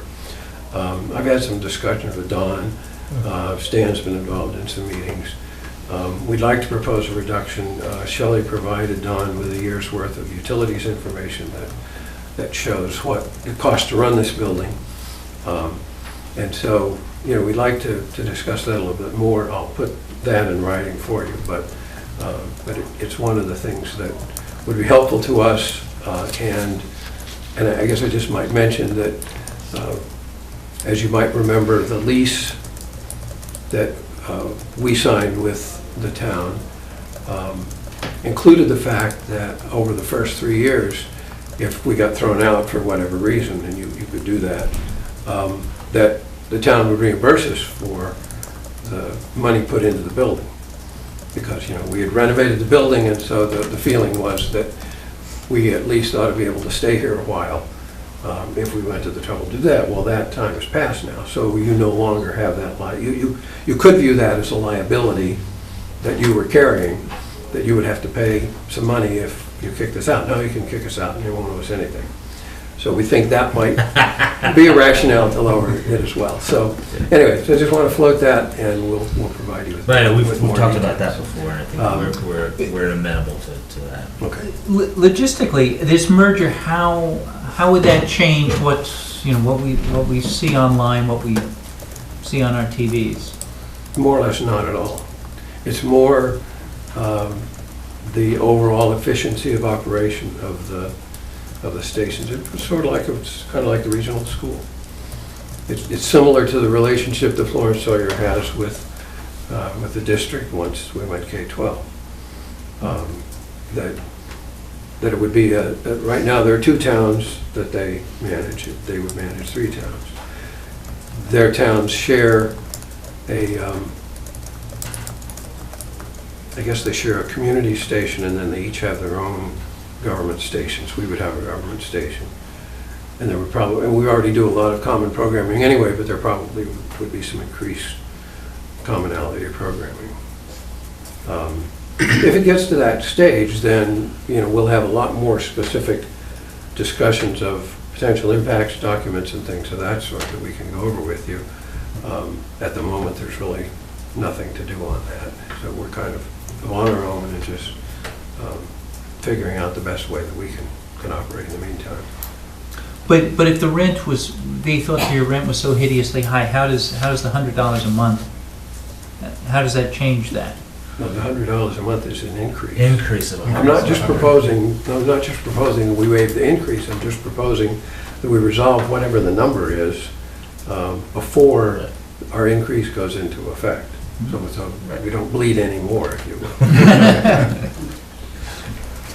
But is that, well, all right, okay. I mean, well, go ahead. Go ahead with your question. Well, I mean, one of your options would be to go find other space, right? Yeah. Right, but I mean, but really, this is, you've got it all sort of configured and you've invested in here, and it makes perfect sense to stay here. No question about it. Yeah. No question about it. I guess we have talked about reducing the rent relative to the space. Plus, there's another tenant in this building that perhaps should bear a bit more of the cost than they are now. So, where we lose one, we You got 2 other tenants, right? Well, right, and the other one doesn't pay anything. The utilities are, as I remember, I don't have the numbers here, but they're something like just $9,000 a year, son, right? Sounds about right.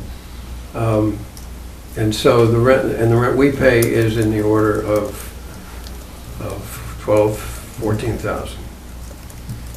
And so, just on a philosophical point, with all of us here tonight and the amount that this room gets used, we have nothing to do with this room except that we put all this stuff in here and we renovated it for you and gave it to you.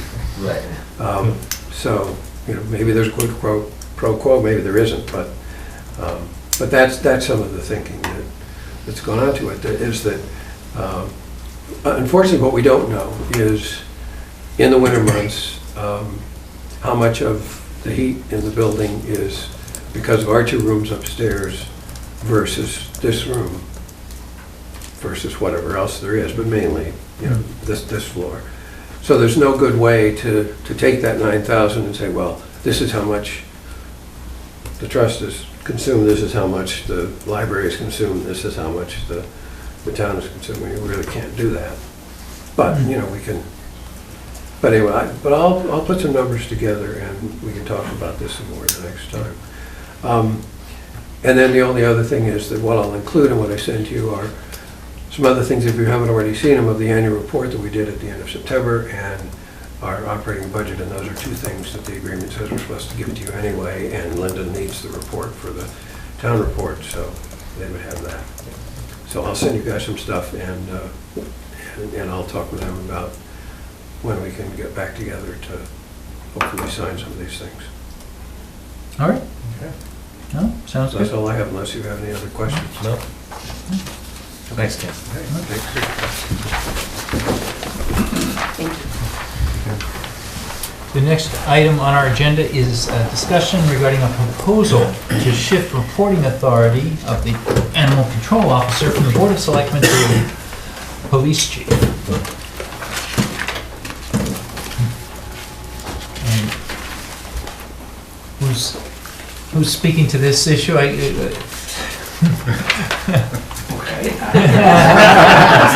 guess I was elected. Well, I know Susan who wants to get out from under us. I didn't think we all want to talk at once. I can start. Certainly, should jump right in.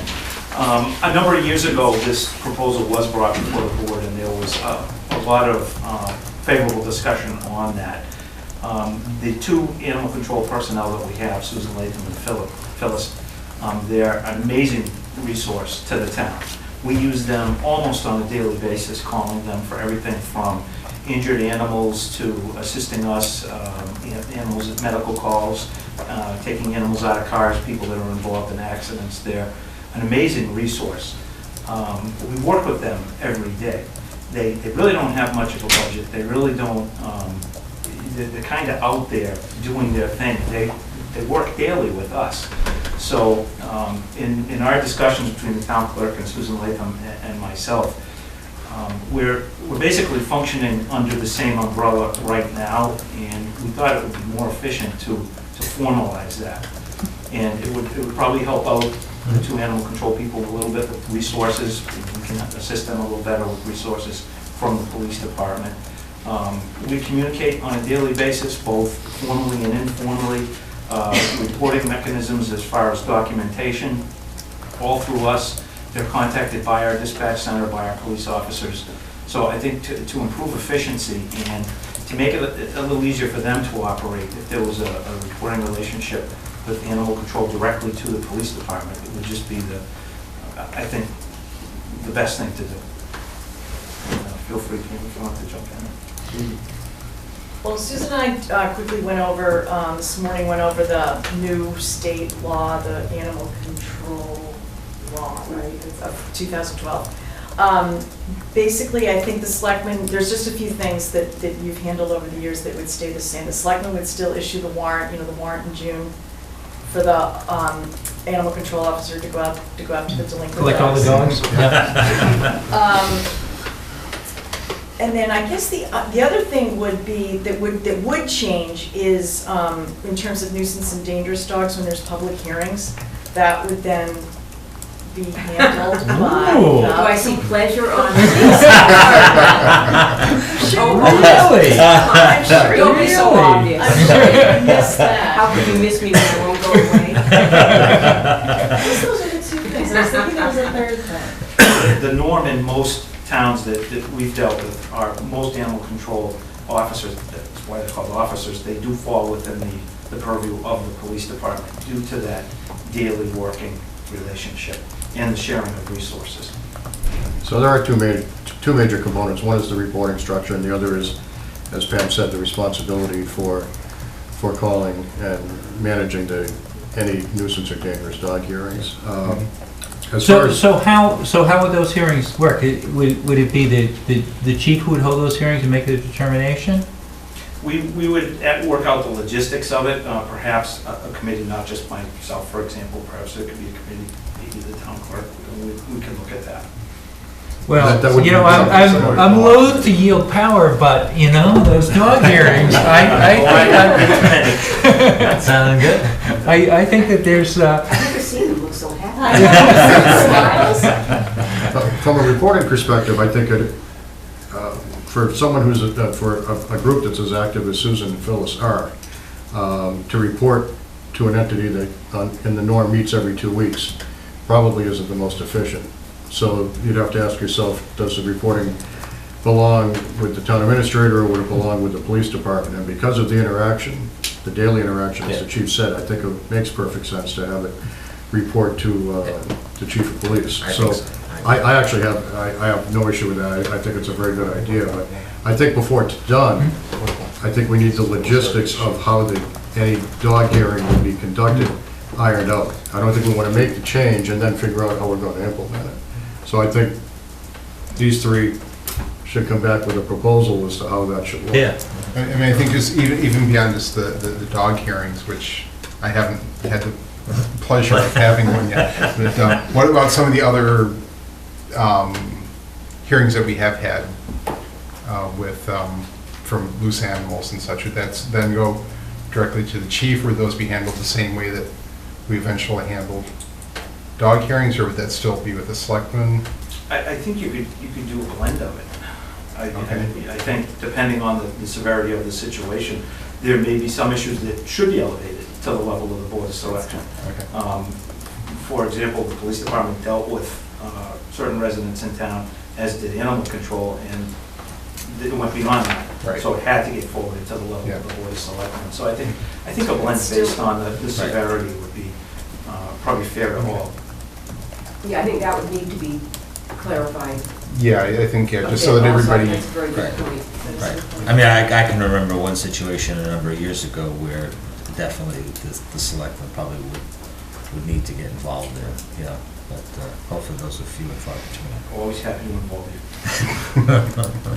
Well, no, it sounds like a great idea, and that, so who's gonna sketch out the, The matrix? yeah, I think we can get together and look at the document and inform something up on paper as far as that Yeah. particular issue. The logistics and the operational aspects are really pretty cut and dry. And Yeah. just work that in, budgeting wise, and we'll look at that, we'll work that with Dawn. Okay. Yeah, because animal control comes with its own dowry. That doesn't affect, you know, any of the financial stuff. Yeah.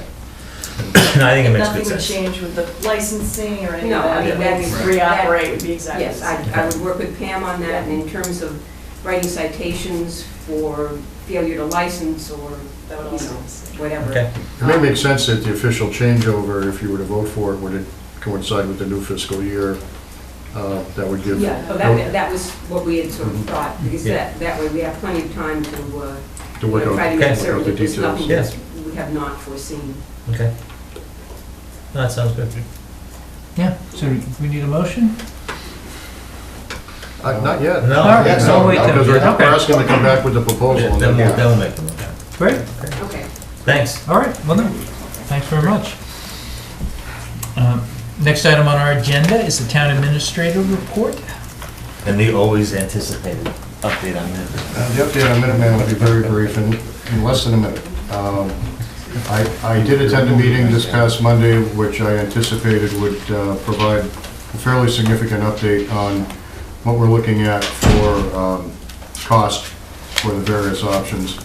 And that actually will be a couple of more weeks before it happens. Actually, it's going to happen at our meeting on Monday, February 2nd. And we're actually having a joint meeting with the Minuteman School Committee that night. The Minuteman School Committee is coming in to observe the building committee for informational purposes. But the first that information will be released will be on the 2nd. And since we're meeting, I guess, on the 5th, then I can give a good update, I hope, that night.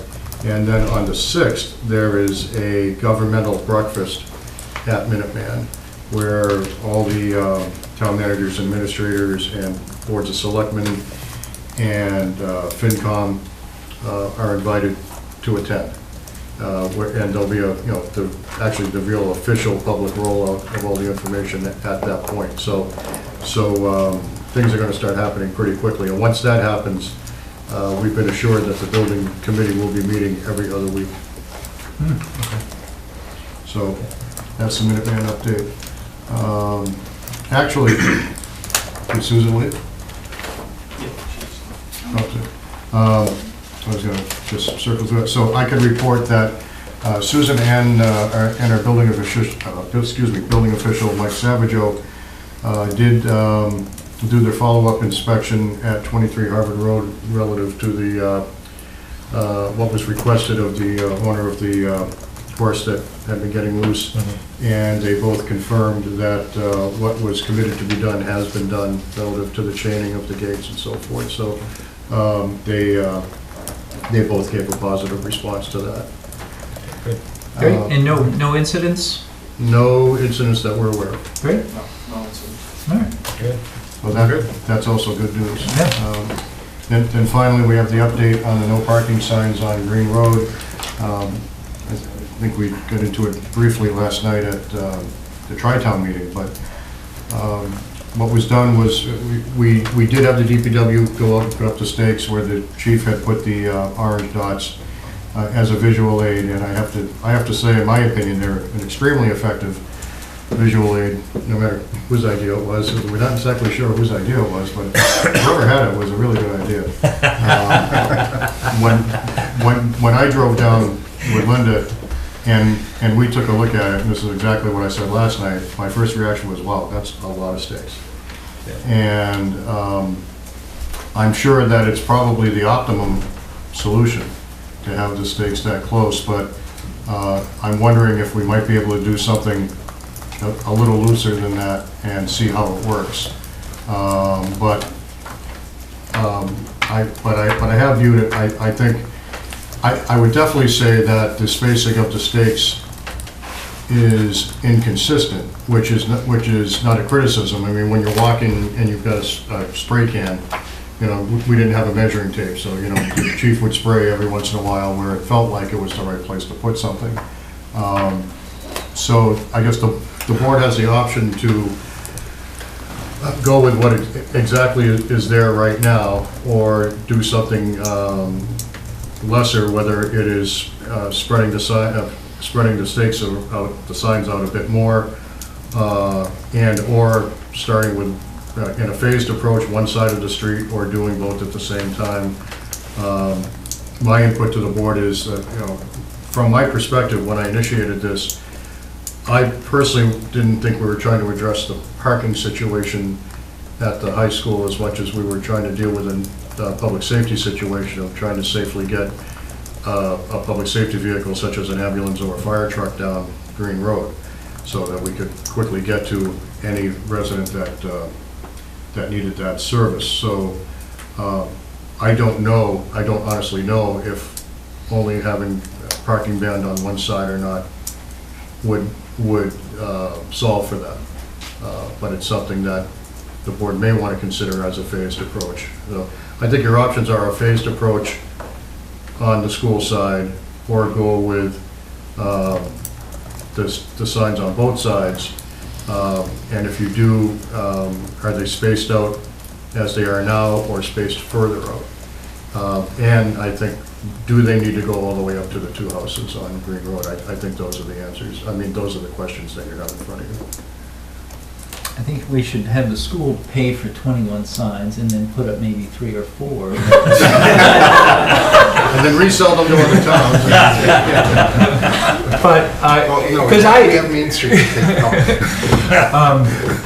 I guess I'd be interested in hearing what from folks who live there, but I actually ride my bike at night down Green Road sometimes, coming from the train station in Acton, and I remember some nights where they must have been soccer playoff games or something, but you were running a gauntlet. The road, you could barely get a car through there, and much less a car and a bike, because they were parked on both sides. And I noticed that people had raised this issue that in connection with the school's efforts to expand their parking.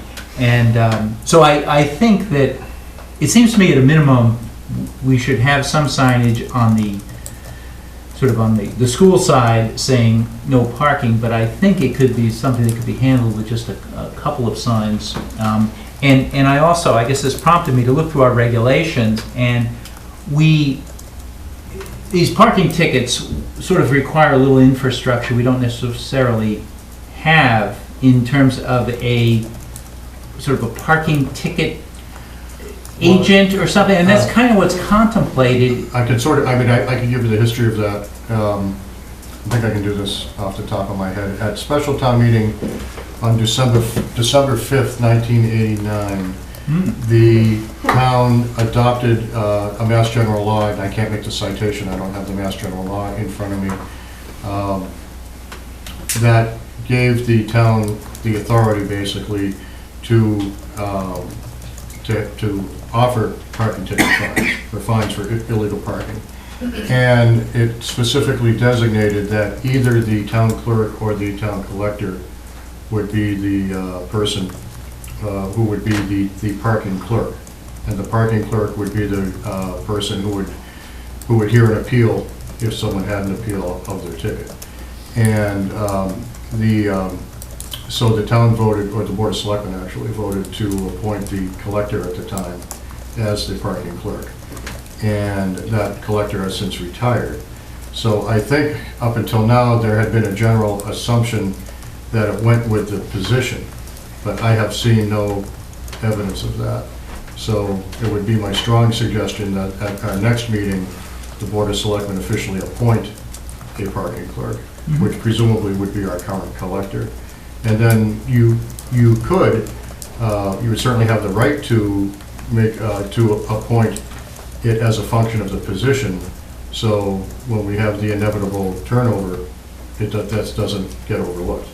So I think that would be an option. So, but that is how it would work. A parking ticket is not appealed to a court.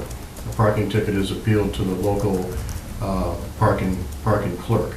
And that is, and also, we haven't been using the right fine, by the way, for parking violations. Now, we don't issue a lot of parking violations in town. And when they have been issued, it's been a $10 ticket.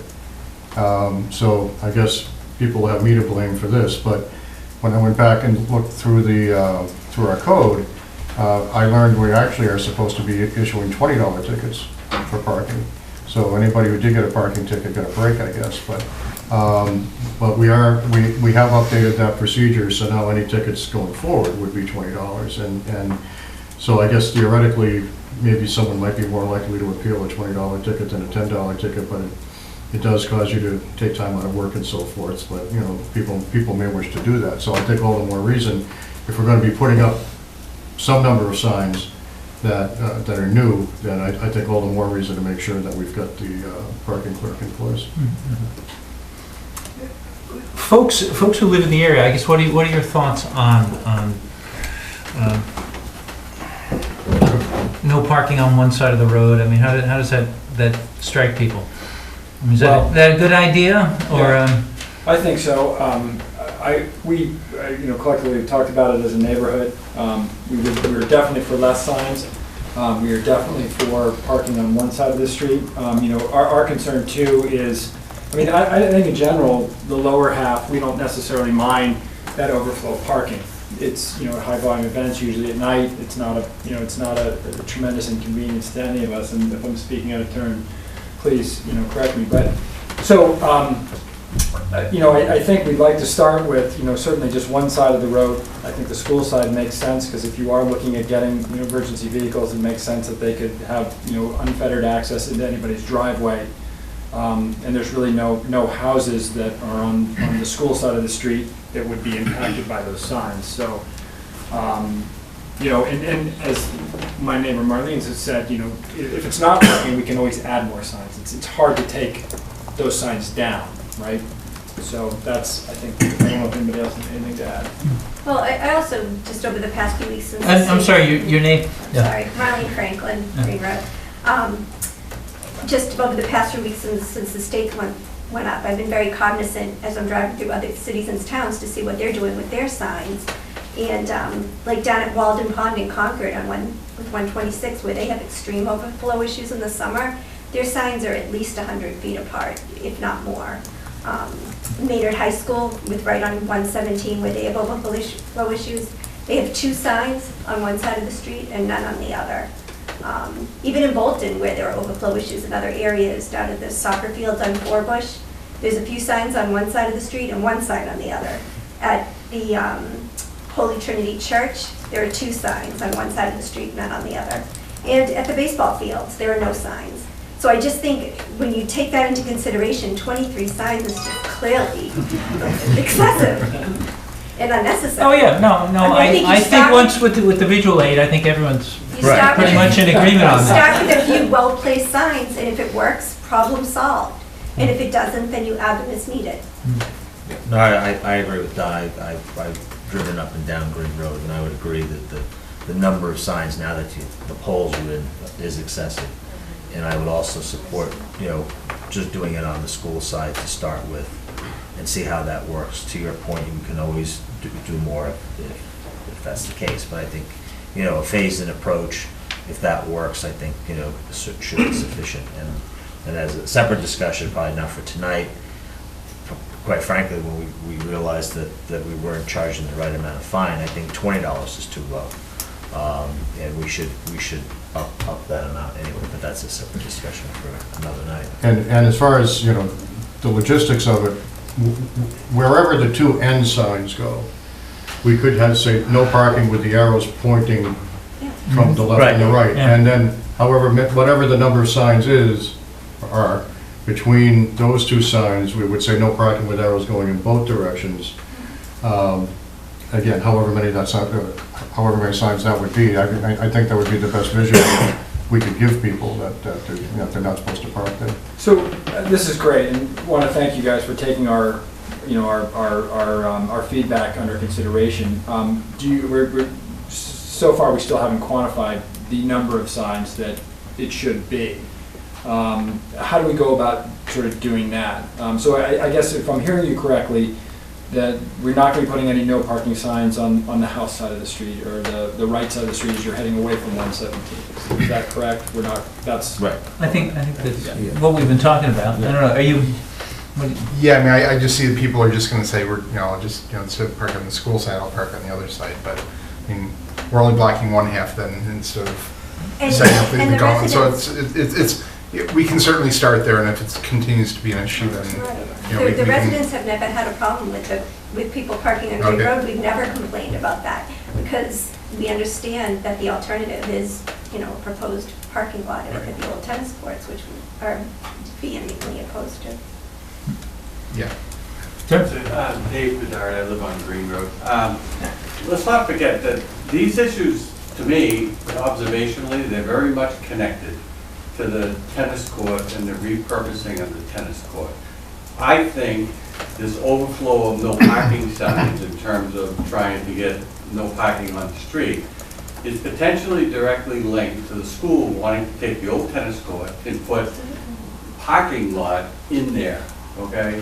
So this is just sort of putting a little bit of perfume on the pig, so to speak, about taking the parking signs off the street. But let's not forget the fact that we're very much opposed to changing the dynamics of Green Road and putting more traffic on Green Road to put parking into where the tennis courts are today. So just so you know, last night we had during the fall and winter and during budget season, we have we call a tri-town meeting where the representatives of all three towns hopefully attend, the Selectmen and Finance Committee and School Committee and the district representatives, typically Michael Wood or George King, attend. And we talk about, the three town kind of issues, school-related stuff, since 60+% of what everybody's paying goes to them anyway. But we talk about other things as well.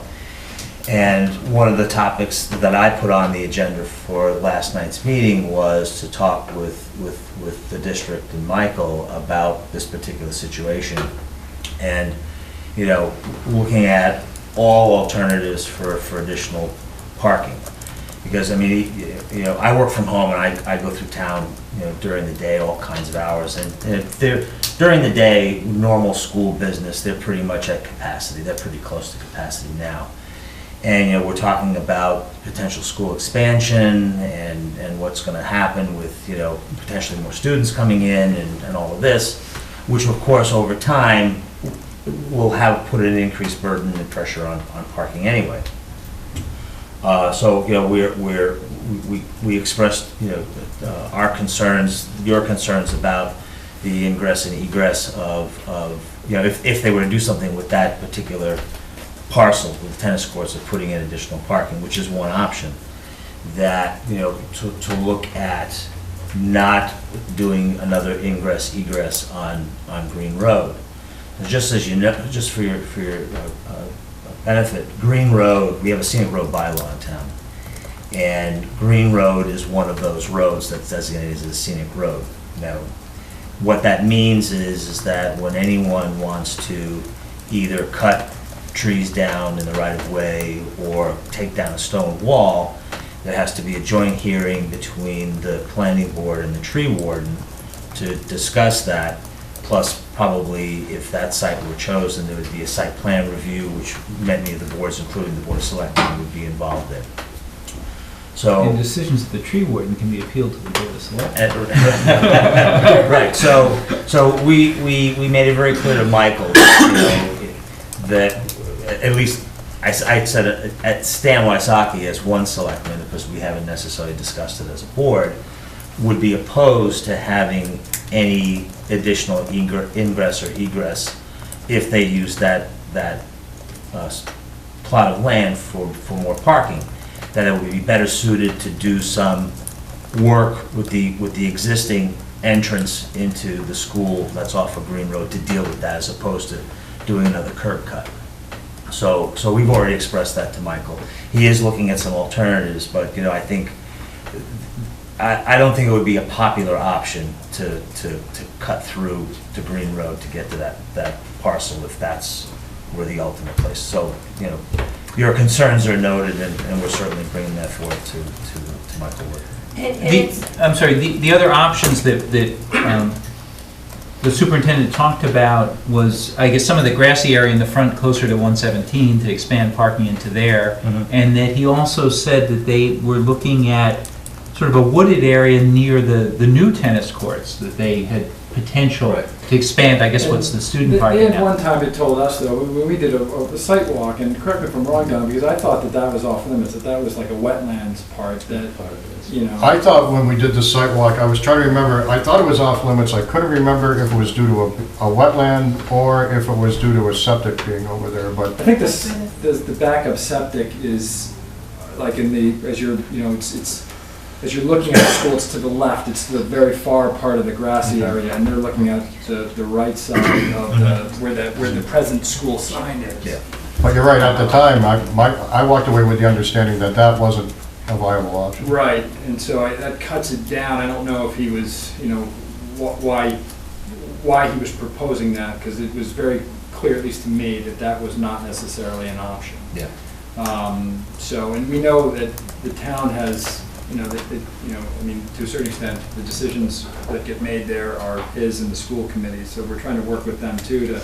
But if they want to get out by Green Road, that's us. Right, and I appreciate, I certainly appreciate that, because, 3 entrances to a school, 2 on one road, makes very little sense. I also think, though, that expanding the parking at the high school, certainly it has the overflow, the overflow capability for those high volume events, but you're also talking about additional parking for students. That is additional traffic of young new drivers. We live on Green Road, we see the student population, even in this cold weather, running up and down. I just am not for increasing the traffic at all, like I'm sure a lot of other people are. And I think creating more parking potentially for students allows that to happen. Well, but the thing is, that it's not being created for students, although students would have access to it.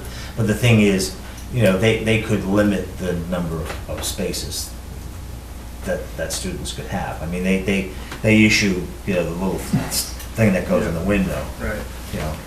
So I mean, they could just have a finite number of those, and we could make that. I don't know if we could make that a condition or not, but I think the big concern is another curb cut onto Green Road, which I think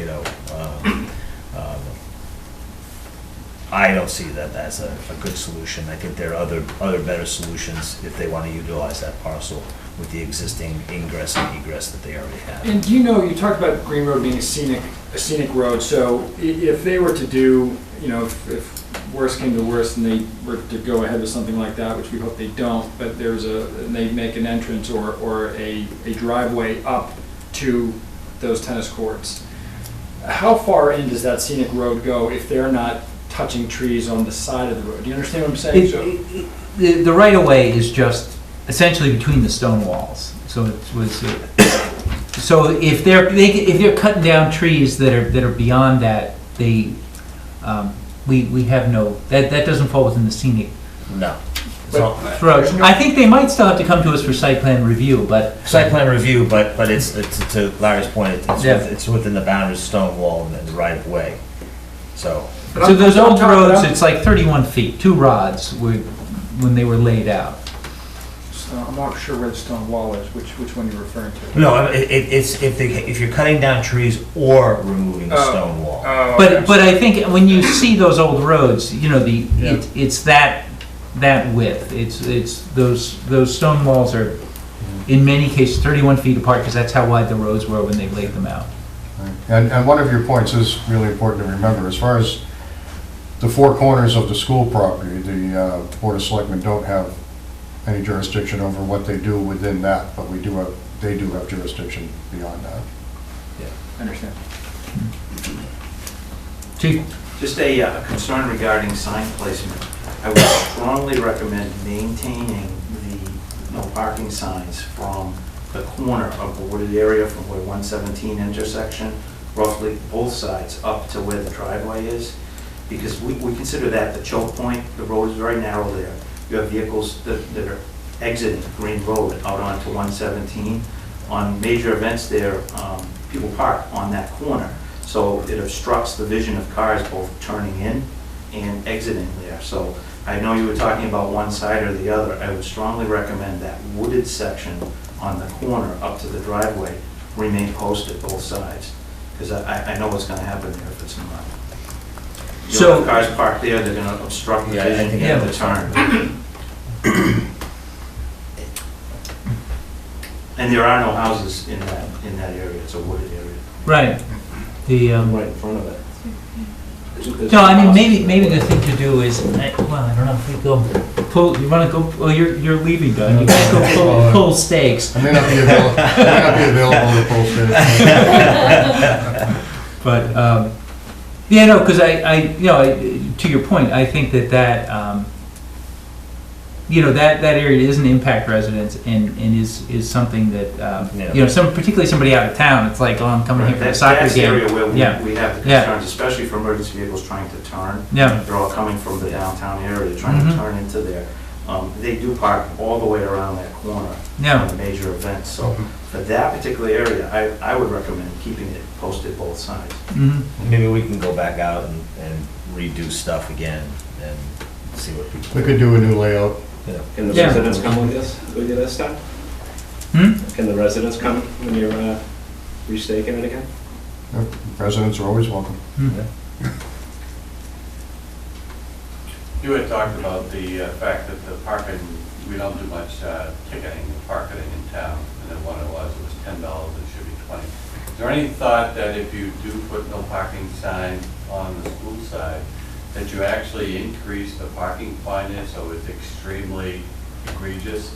Because I can tell you, I've lived in Bolton for 20 years, but it developed a reputation over the years is that you do not want to go above the speeding limit through Bolton because you will get stuck. Right? Thank you. I'll pass that on to the troops. There you go. Why don't we do the same thing there? And so all you're gonna people will start to talk to each other that realize you do not park there because they will ticket you and it's costly. And we put more of an onerous fine there as opposed to. As I said earlier, that's a discussion for another night. But I think I would be in favor of raising the fine. I think $20 is too low. Yeah, though I think state law might start for if you pay it quickly, 25 might be the cap. But I'd have to reread it again. And but I think you're right. I recently paid $130 down in New York City. Or maybe something under public safety or whatever, maybe there's a way to do something a little bit different there. Yeah. It actually is a safety issue that you're trying to basically guard against here. Most of the offenders that park there, they're not Bolton residents. The school rents out different events and venues during the summertime, which is really the biggest problem. And then large sporting events. So usually it's not the Bolton people that are parking on that area. They're out-of-town people. I disagree with that, Chief. Well, I'd go by 2-3 hours before the event, they come right in, the people that are working there, they pull right in and they park right in the entrance. They don't even go in, and then they walk in from there. It's mostly local people that are the offenders. What events are you talking? Because most of the people we're dealing with are out of town. During the night or on the weekends, when they're having their events, is when the problem occurs, when they overflow out onto the Green Road and don't use the parking that they have. Well, if there's a fine, it's going to stop them both, so. But I'd also like to say that, that I think people will be respectful of the signs, whether they're from town or out of town, because even with just the stakes there hasn't been one car parked on the Green Road since the stakes. And there are no signs yet. So the solution is just keep the stakes there. They're parking on the grass on the inside of the school right up to the stakes, and then. And the ironic part of this, though, is that, you know, like, when the girls had their state champion, I think there were 6 state championship games there. There were cars all lined up and down Green Road. And I went down, and that far parking lot had at least 30 or 40 spaces completely open. Yeah. And so I think that, I think that the perceived overflow parking is not as much of an issue as people are being led to believe. And it could really, and as you know, I know that Michael's a regular participant in meetings like this. It'd be great to see, some sort of solutions or thought put to the school grounds, maybe even closing during high volume events, the Green Road entrance, and making people go in just that one entrance. Again, I don't, I'm not a parking expert or a traffic expert, but that would take care of a lot of it, because there is parking over there during high volume events. Well, I know the mentality is, I'll park on the edge, so when it's over, I'll be able to get out first. Yeah. That's the town meeting talk. But nobody comes to town meetings, so there's plenty of parking at a town meeting. I think they might have. The chief is right about from the corner in, you have to stake the other side, because that intersection is brutal. And you gotta help them out, because they'll be parking everywhere if you don't stake both sides, at least up to the first driveway. And I would also make sure you bring someone from DPW with you, because if you don't, you're gonna be replacing parking signs every year, because they're gonna, when they have to plow, make sure you don't put a sign in their way, because They did come. They did good, Yeah, yeah. Make sure it's not in the way, because they use a lot of that area. Yeah, well, the DPW will actually be installing it. The DPW will be installing Yeah, the just sign. make sure that they're involved. I guess to Joel's point, it'd be great if the residents, because that is right in front of your house, and I know the area that you're talking about, and I understand that, but there is, I don't know if it needs to go up to your driveway. I think I think what the chief means is the driveway to enter the school. The Green Road entrance. Yeah. That way it wouldn't impact any houses. There are 2 signs now that are up towards houses, and when we did look at that, we were very careful as far as not to impact any sight lines, because there has been a history of cars parking up that far. I certainly would have no issue with those 2 signs up towards the houses removed. That was best case location. But I really do kind of stick to my guns on that corner, because that's where we're really having problems, and that's a direct safety issue, especially for emergency vehicles, because they're coming around that corner at relatively high speed to get into emergencies on Green Road, and if that's obstructed, there are cars out on the wrong side of the road, and pedestrians. There's barely enough room on Green Road in some places for 2 cars to pass. Yeah. And aesthetically, there's no concern there, because it's a wooded corner. Yeah. Most of that's town property too, right on that corner. It's my property. Can you make it a tow zone if it's such a safety problem? Increase the fine to having your car towed? Ooh, that will get the fine up. If it's a tow zone, get your fine way up. I know this from I really Boston. believe that the signs will work. Oh, yeah, I do too, And once the but- signs are up, we'll have an educational period, then aggressive ticketing. And I really think that's gonna solve the Well, problem. I think so too, but. A tow in Boston's $200. It's good money. Trust me. I got a lot of trucks that get towed. So. All right, so It sounds within the next couple of weeks, we'll schedule a time to reposition the stakes. And I think the chief is right. I think if we do that section on the opposite side, to the school driveway, I think that would be helpful. And we'll all right, and we can shoot. We have some emails of folks, so if anybody else wants to be in on that, they can shoot down an email too. Dave? The question of the appeal person. We pay the town administrator a stipend to be our town appeal officer. And my guess is if we name the collector the appeal officer on parking, we'll be asked for a stipend there too. And I would like this process not to cost the town an extra $1,000 stipend. So either we have to have an agreement that if it's the collector, we don't get a pay increase to the collector. And that's hard to do, because it's a slight change in working conditions. And perhaps it could come under the town administrator's purview as the town appeal officer, and we could avoid that second stipend. I would have no problem being the town appeal officer, but we would have to update the town bylaws, because that was, as I said, it was voted in 1989, that it would be one of those two positions that would do it.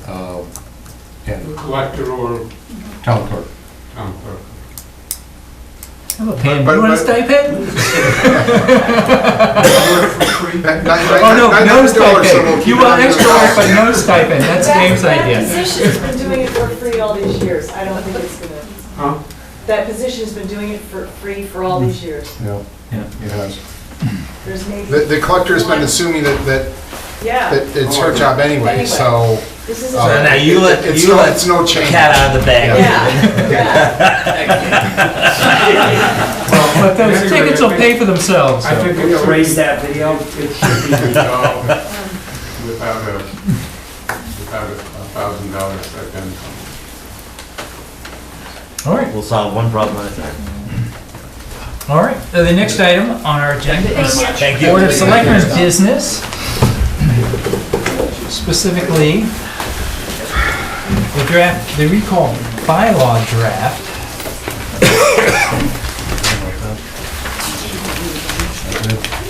You wish.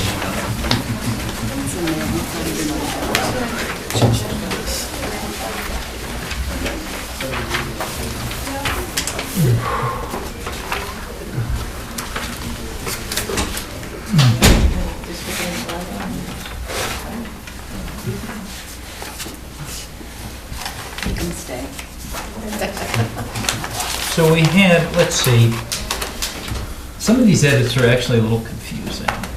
I know, the left that.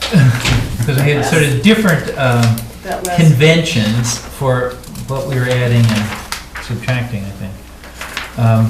But on,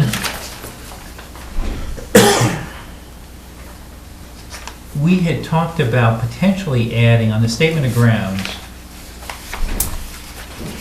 there was adding some language that, something about, egregious behavior or something. And I was wondering if we could say, rather than just saying it would never, the exercise of discretion on voting would never be grounds for recall, to say, in no case shall the exercise of discretion in voting on matters before the officer constitute grounds for recall unless the officer exhibits gross disregard for the interest of the town and its residents, or, I don't know, something like that. Because, I do think we had this problem that with this current language, their decisions in Lancaster, I don't, I guess maybe arguably there was an open meeting violation there or something, but with this bylaw, you couldn't have solved the problem that they solved. So say that again, unless the officer. Exhibits gross disregard for the interests of the town of Bolton, and you could say anything is that, but at least to say, hey, it's a pretty high standard, high crimes and misdemeanors. I guess, clearly, if 30 people had said, have signed the initial petition, there's already a group that thinks that it was, the vote would not have been in the best interest of the town.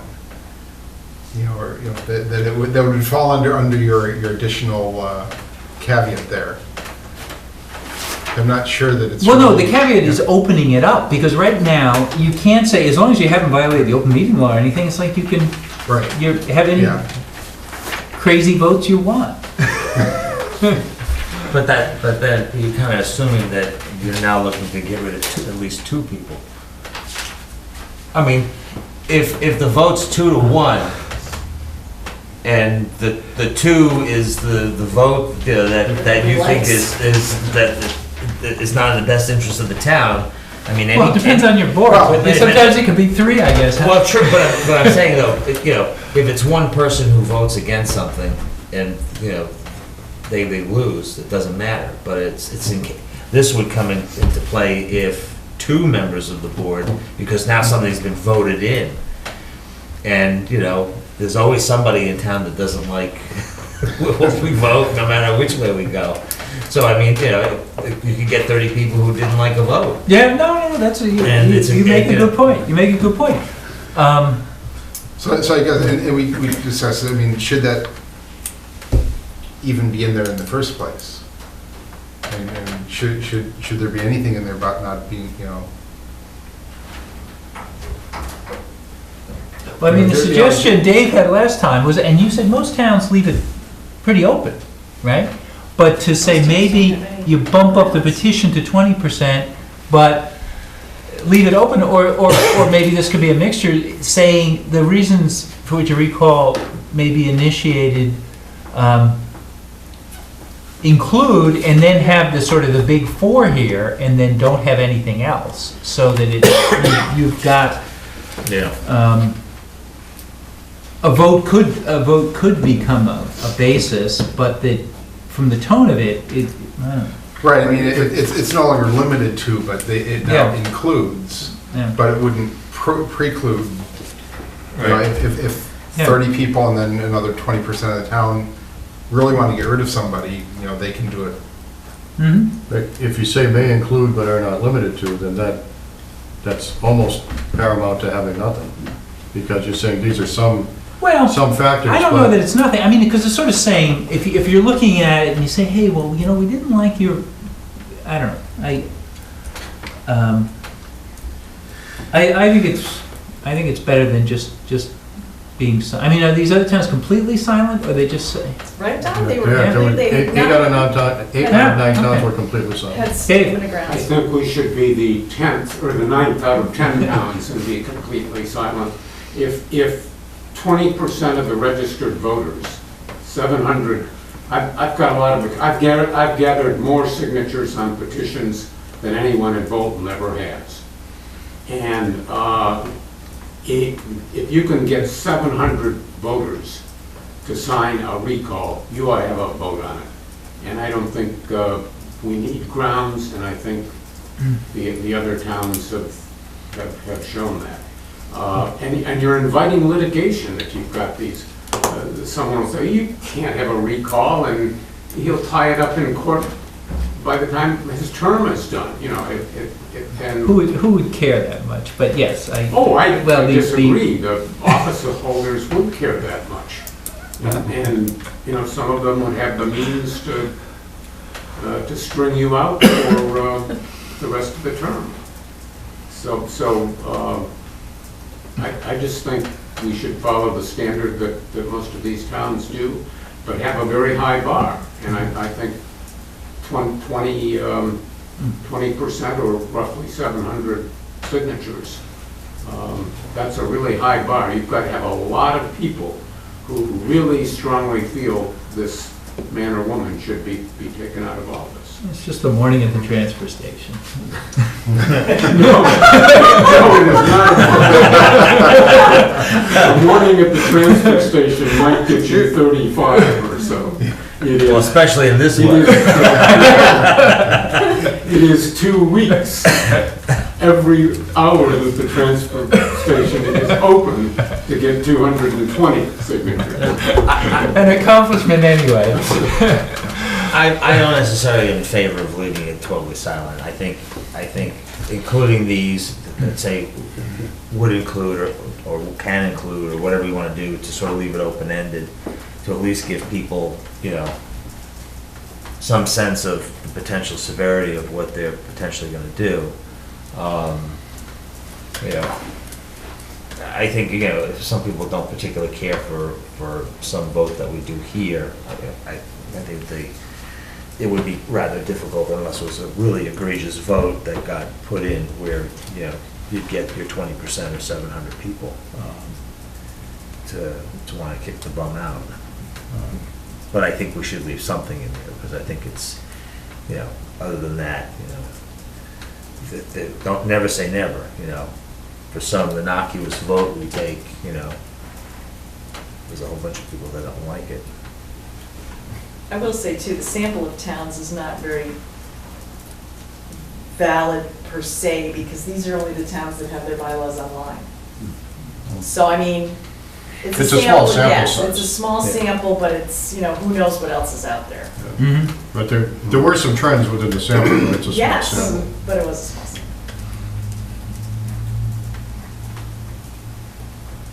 So So I'd be okay with taking the Mm-hmm. last one out. Yeah. Take the last one out. Take and Yeah. Change the first line. It's not limited to, but may, or, no, but, reasons may include. May include but are not limited to? Well, I don't think you have to, let's not get carried away. I think by saying may include, that's, that's not, It's not a, it's not limited. not a That's right. definitive list. The, Okay, then. Well, and I guess the other thing that's been bandied about is it 15%, or if we're taking that out, it should be 20%. sure. So just in anticipating the question, because I'm sure I'll get it at some point. If we are going to have a list, but not an all-inclusive list, if we're saying may include but are not limited to, then is the purpose of the list to give examples to people? Because other than providing them as examples, I'm not sure what purpose that serves. Well, when you look at this list, this is big stuff. It is big stuff. It's big stuff, and so it gives it conveys the notion that it's not exclusive, but the only examples are there are like real screw-ups, and so you might say, well, I really don't think you should have transferred the Animal control officer. Exactly, animal control officer, that wasn't right, and I like animals, and, so, I think it does convey, it conveys the sort of, the significance, the 20% also conveys that, but. I think the 20% definitely conveys it. I'm just playing devil's advocate here because I know that it'll be my phone that rings or my email that rings, but if, for example, Selectman Joe Smith is charged and found guilty of corruption in whatever form, I'm not sure people need that list to tell them that perhaps they'd like to recall Joe Smith. So I'm just trying to understand what the purpose of an uninclusive, not all-inclusive list would be. And I'm not saying that we should have an all-inclusive list. I'm asking the question. I guess clarification on what is the difference between having 4 items that are not limiting to having no items. Well, it's kind of like the smell test. It gives examples, because other than that, it can be for anything. But it can also be for anything, but it's not limited to what's there. Right, but you should say when maybe things that people don't necessarily think about when they think about a recall either. People are going to get up in arms about a vote, but they might not, it's like, bad selectman, you were convicted of corruption, or, pick your favorite board, whoever. But they may not think, well, maybe we should kick the bum out. Mm-hmm. Okay. I guess would be kind of my thought on why you. We probably should run this to town council. We will, once we have it. Once we have it done, what appears to be a final draft. Yeah, they'll have the ability to weigh on this too. Whether or not it's important to leave these examples in, or whether it's important to be silent. That's a good question to ask them. Yeah, their opinion on whether it's better to go with or without qualification. Yeah. So you want to change the petition shall be signed by 20% in the first part? List the 20? Yeah. Okay. We're mostly. But we're taking out the exclusion of vote. Right, that last section, that last. I can't remember, were most of the towns 15%? I think the majority was 15, but there were certainly 20s in there. Yeah. And there was one that was higher than 20. In fact, there was one that was higher than 20 and gave the least amount of time to gather the signatures and set the bar really, really high. And I think the bar should be set high, but attainable. Right. in that next section, I think we're adding the 90 days, that if you had an election looming, you can go out more than 60, but I didn't, is that in italics so it comes out? I didn't know what you're... What page you on? Two? Two. On page 2. Yeah, it's red in 90. Down at the bottom there? Yeah. Well, we have black and white. Oh, I'm so sorry. Yeah, what's it called, the tracking? 90, sorry. So 90, Yes. yes, that's right. Okay. Sorry. Sure. Mr. Chairman? Is the essential exemption of 1-year office holders still within it? In other words, you gotta get them 6 months in, but you can't get them out? 6 months from the start of their term and 6 months before the end of their term. Now, I guess the question is if somebody's been reappointed for some, if you have a 1-year position that gets reappointed, are they then exempt from that? Well, I guess if they're appointed, Well, but Right, they're Oh. all The only elected. What example would be a town moderator? Yeah, That's a 1-year term. I think there ought to be I a mean, small window where template. you could throw out the moderator. well, that one exact day, right? Sorry. He only works once or twice a year, so it's I mean, Well, but if he works really badly early in the term, you may not want to have the second town meeting. Mhm. No, you're right. So I think there ought to be a little, at least 2-month window in there where I guess I would, no, he's held the office more than 6 months, so that covers somebody who is reelected, would not have that exemption the second term.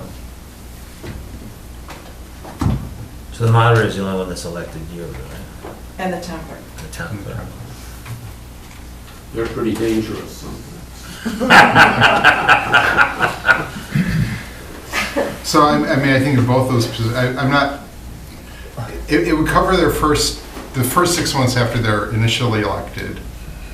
And I guess after that, there's a 6-month window every year that you could recall them. But you also only have to deal with them for a year before you can put up another candidate and try to unseat them. Say that again? If they're elected yearly, and they're doing a really terrible job, then somebody else can get nominated to try to take their position after the year. Right. Yeah. But, so that's the first part, and the second part of it is, I think, the way that I read this is you're only really protected the first 6 months of your initial term, and then the last 6 months of any term, so. No.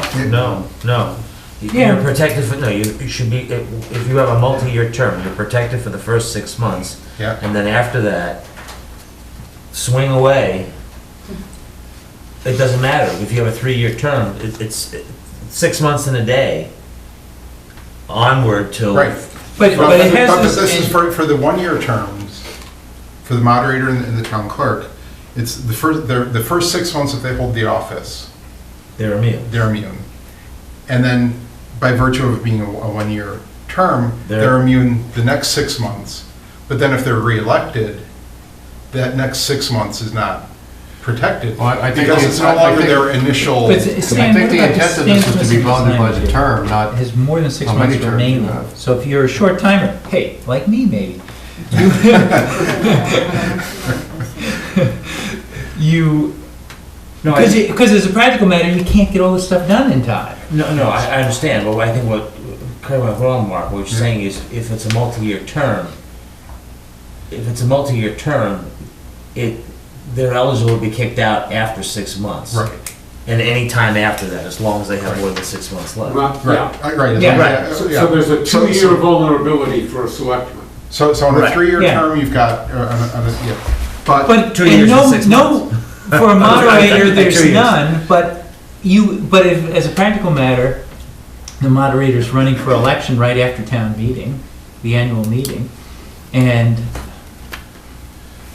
I don't know. Well, I mean, I don't think that, well, for one, The way that I'm looking at it is, who's held the office for 6 months. So if you've been, if the town clerk has been reelected, they've already held it for a year. So they would then I see immediately what be you're eligible for recall. well, then. But then up until the 6-month window before the end of the term. All right, well, then you could make an exception for any single year holder that happens to get, well, the thing is. Yeah, and I think that would hold for any position, that Well- your first term, you're protected your first 6 months, but after that, instead of having the 2-year window, you'd have a 2.5-year window.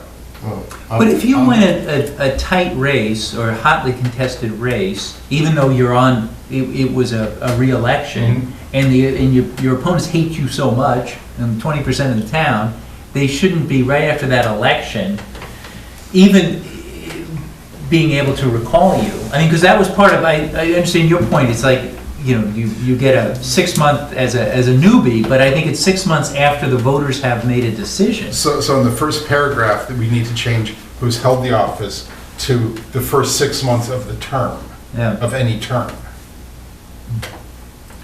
Well, I think that's the intent. Somebody who is a one-year office holder is elected. Then, although we call it a re-election, they're actually elected again, and I think the clock restarts for a one-year office holder. You're in a new term, you've got your 6 month window again, and if you've got a 6 month window at the end, I mean, you literally, the only way that you're effectively recalled is to be defeated in the next election. Right, well, and to further that, I mean, if a one-year termer, in 6 months and a day, somebody decides that they've done something so egregious and now they're stuck. But if that person gets reelected, then shame on the town. Oh, yeah. Exactly, yeah. I mean, so there's some built-in protection there that, right. The chances are slim if the person, if some group of individuals was considering a recall, but that person manages to get reelected, then, maybe the recall really wasn't that strong. Wasn't that strong to begin with. Yeah. So you got some protection in there anyway. But I think if the intention here is that the first 6 months of any term. Yeah. Right. Mm-hmm. Of any term. I think yeah, I would agree with that. It's not a matter of the person holding the office, I mean, unless you consider each term a completely new, but I mean, certainly, I read it as, if you're re-elected, you've already held the term already, so. This is on the bottom of page 4, so should we put in? Well, this is top of page one. Page one. On page, Oh, I was looking at the bottom of page 4. so it's on the ones. On page 4, trying oh. to find it. It's on page 4. Yeah. But it's said again on page 4. Yeah. Yeah. Actually, maybe page 4 is a better way. Remaining in the term of such office. I think generally speaking, the intent is to reset the clock at the beginning of each term. I mean, So it's really, you're exempt from recall for the first 6 months of any term and for the last 6 months of any term. so if you're a one-year office holder, your recall is your re-election effort. Right. Yeah. Right. But that also means that everybody has 1 year of their term, they're exempt from recall. From every term, whether it's first term or 10th term. Right, so it's the first 6 months and the last 6 months. Right. But again, the same thing would apply if the person manages to get reelected, then it may not have been that egregious to begin with. So yeah. it's you've got a sort of built-in break. Yeah. Yeah, I think just kind of clarifying that it's the term, not the Right. person holding the office. That's the. So do you want to put that in there? Well, it's almost like the paragraph, the last paragraph in section 4 could be substituted for the paragraph that's in page 1. Yeah, no, we are.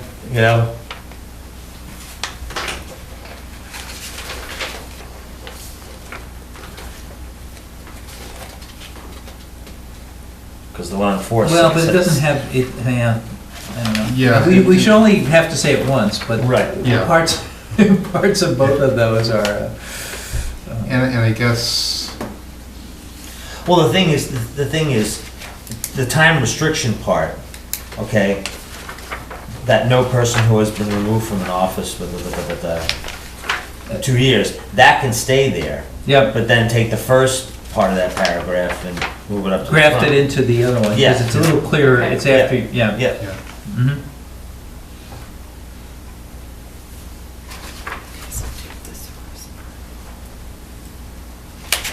Yeah, that would work.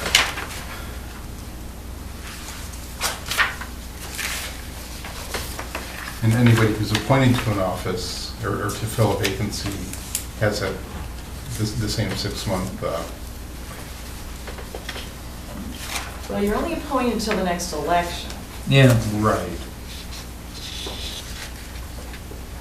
We're. So, so in August, if an elected official keeled over, the next election isn't until following May, so you Somebody's have. appointed. Right.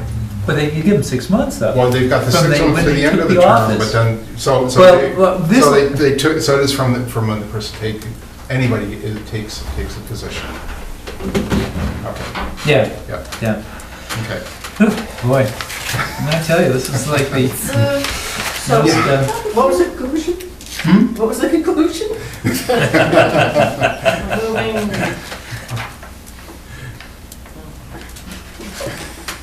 We're gonna graph the first sentence Conclusion to which of part? the last paragraph on page 4 into the first paragraph on page 1. There you go. Now, actually, let's see, are we, okay, we're up to page 3, I think. And I didn't think that we wanted him to be a candidate. I thought we went through this. No, but you didn't decide. You were gonna Okay. think about it. Yeah. Yeah, you said you were gonna. You know, if it's clear, though, that someone is, it's an up or down vote, the first thing people are asked on is an up or down, do we recall them or no? Then, if it's a no, the rest of the ballot's a nullity. If it's a yes, that person shouldn't get a second bite at the apple because it raises the, a third of the people love him, and there are 5 other candidates who are against him, and so you're recalling him with the 2/3 vote, and then you're putting him back in with 1/3. That, I don't think it makes sense. And they've got the opportunity to campaign in saying no to recall. I'm your guy. No one cares more about Main Street than me.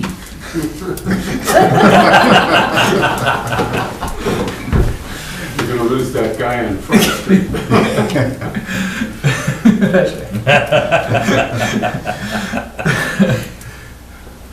No, you're right, they should be maybe considered 2 separate things here. I mean, we're combining one with recall yes or no, you kick them out, and then. But should the officer be a candidate? I don't think they should. Yeah. I have to say, I completely missed your point at the last meeting, and then when I thought about it, I finally got it, which is, he or she does get a chance to, is in effect running for their office by trying to defeat the recall. Yeah. So they don't need to be a candidate on the ballot as well. Mm-hmm. No.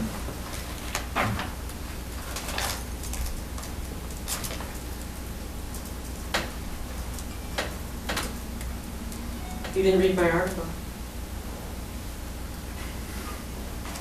Is that news? No,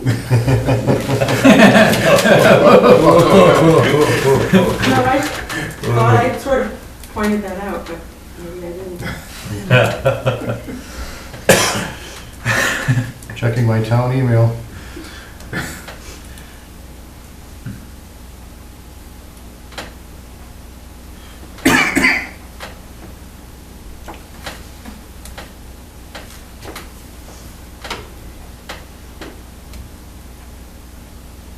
Well, it says here may not be a candidate, but we.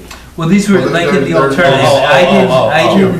I actually wasn't, I missed that. Okay. I missed that too. This is. So we're crossing out that. All right. Right, okay, so we cross out the top part. The top yeah. half of the bottom. Okay, so- Okay, now. You're throwing us off when every section is XX dash I know, X. I know. Well, these lines should have been in red, that's why. I know. Oh, the other thing I found out, well, it doesn't matter now. If you were going to allow the person to be a candidate, they would have to get nomination papers. I did research that, so that's good.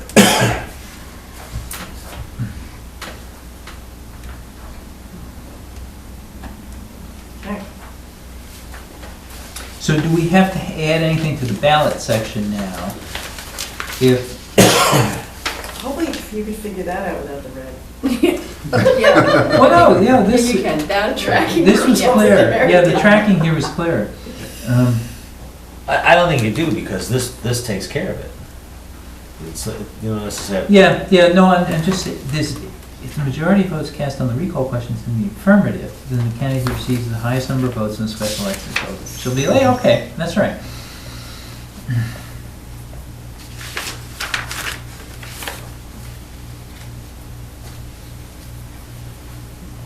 No, I think that's good.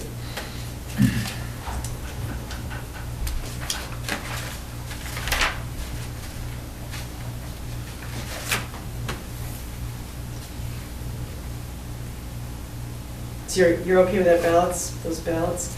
Yep. Paragraphs? That looks good. Okay, good. Yeah.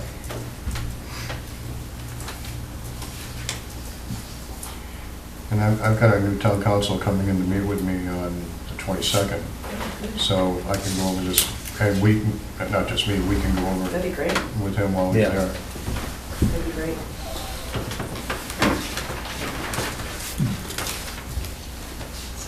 No, it's looking good. Get in there.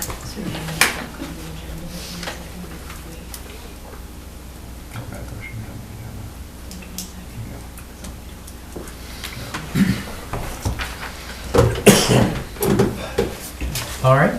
Anything else on that? I think we're good. All right.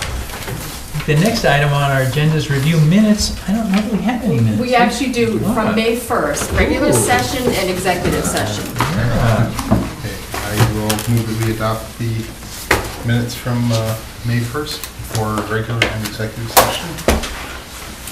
I'll second that. All those in favor? Aye. Aye. Opposed? All right. Ooh, look it. Stan gets to sign first. It's so old. Just like me.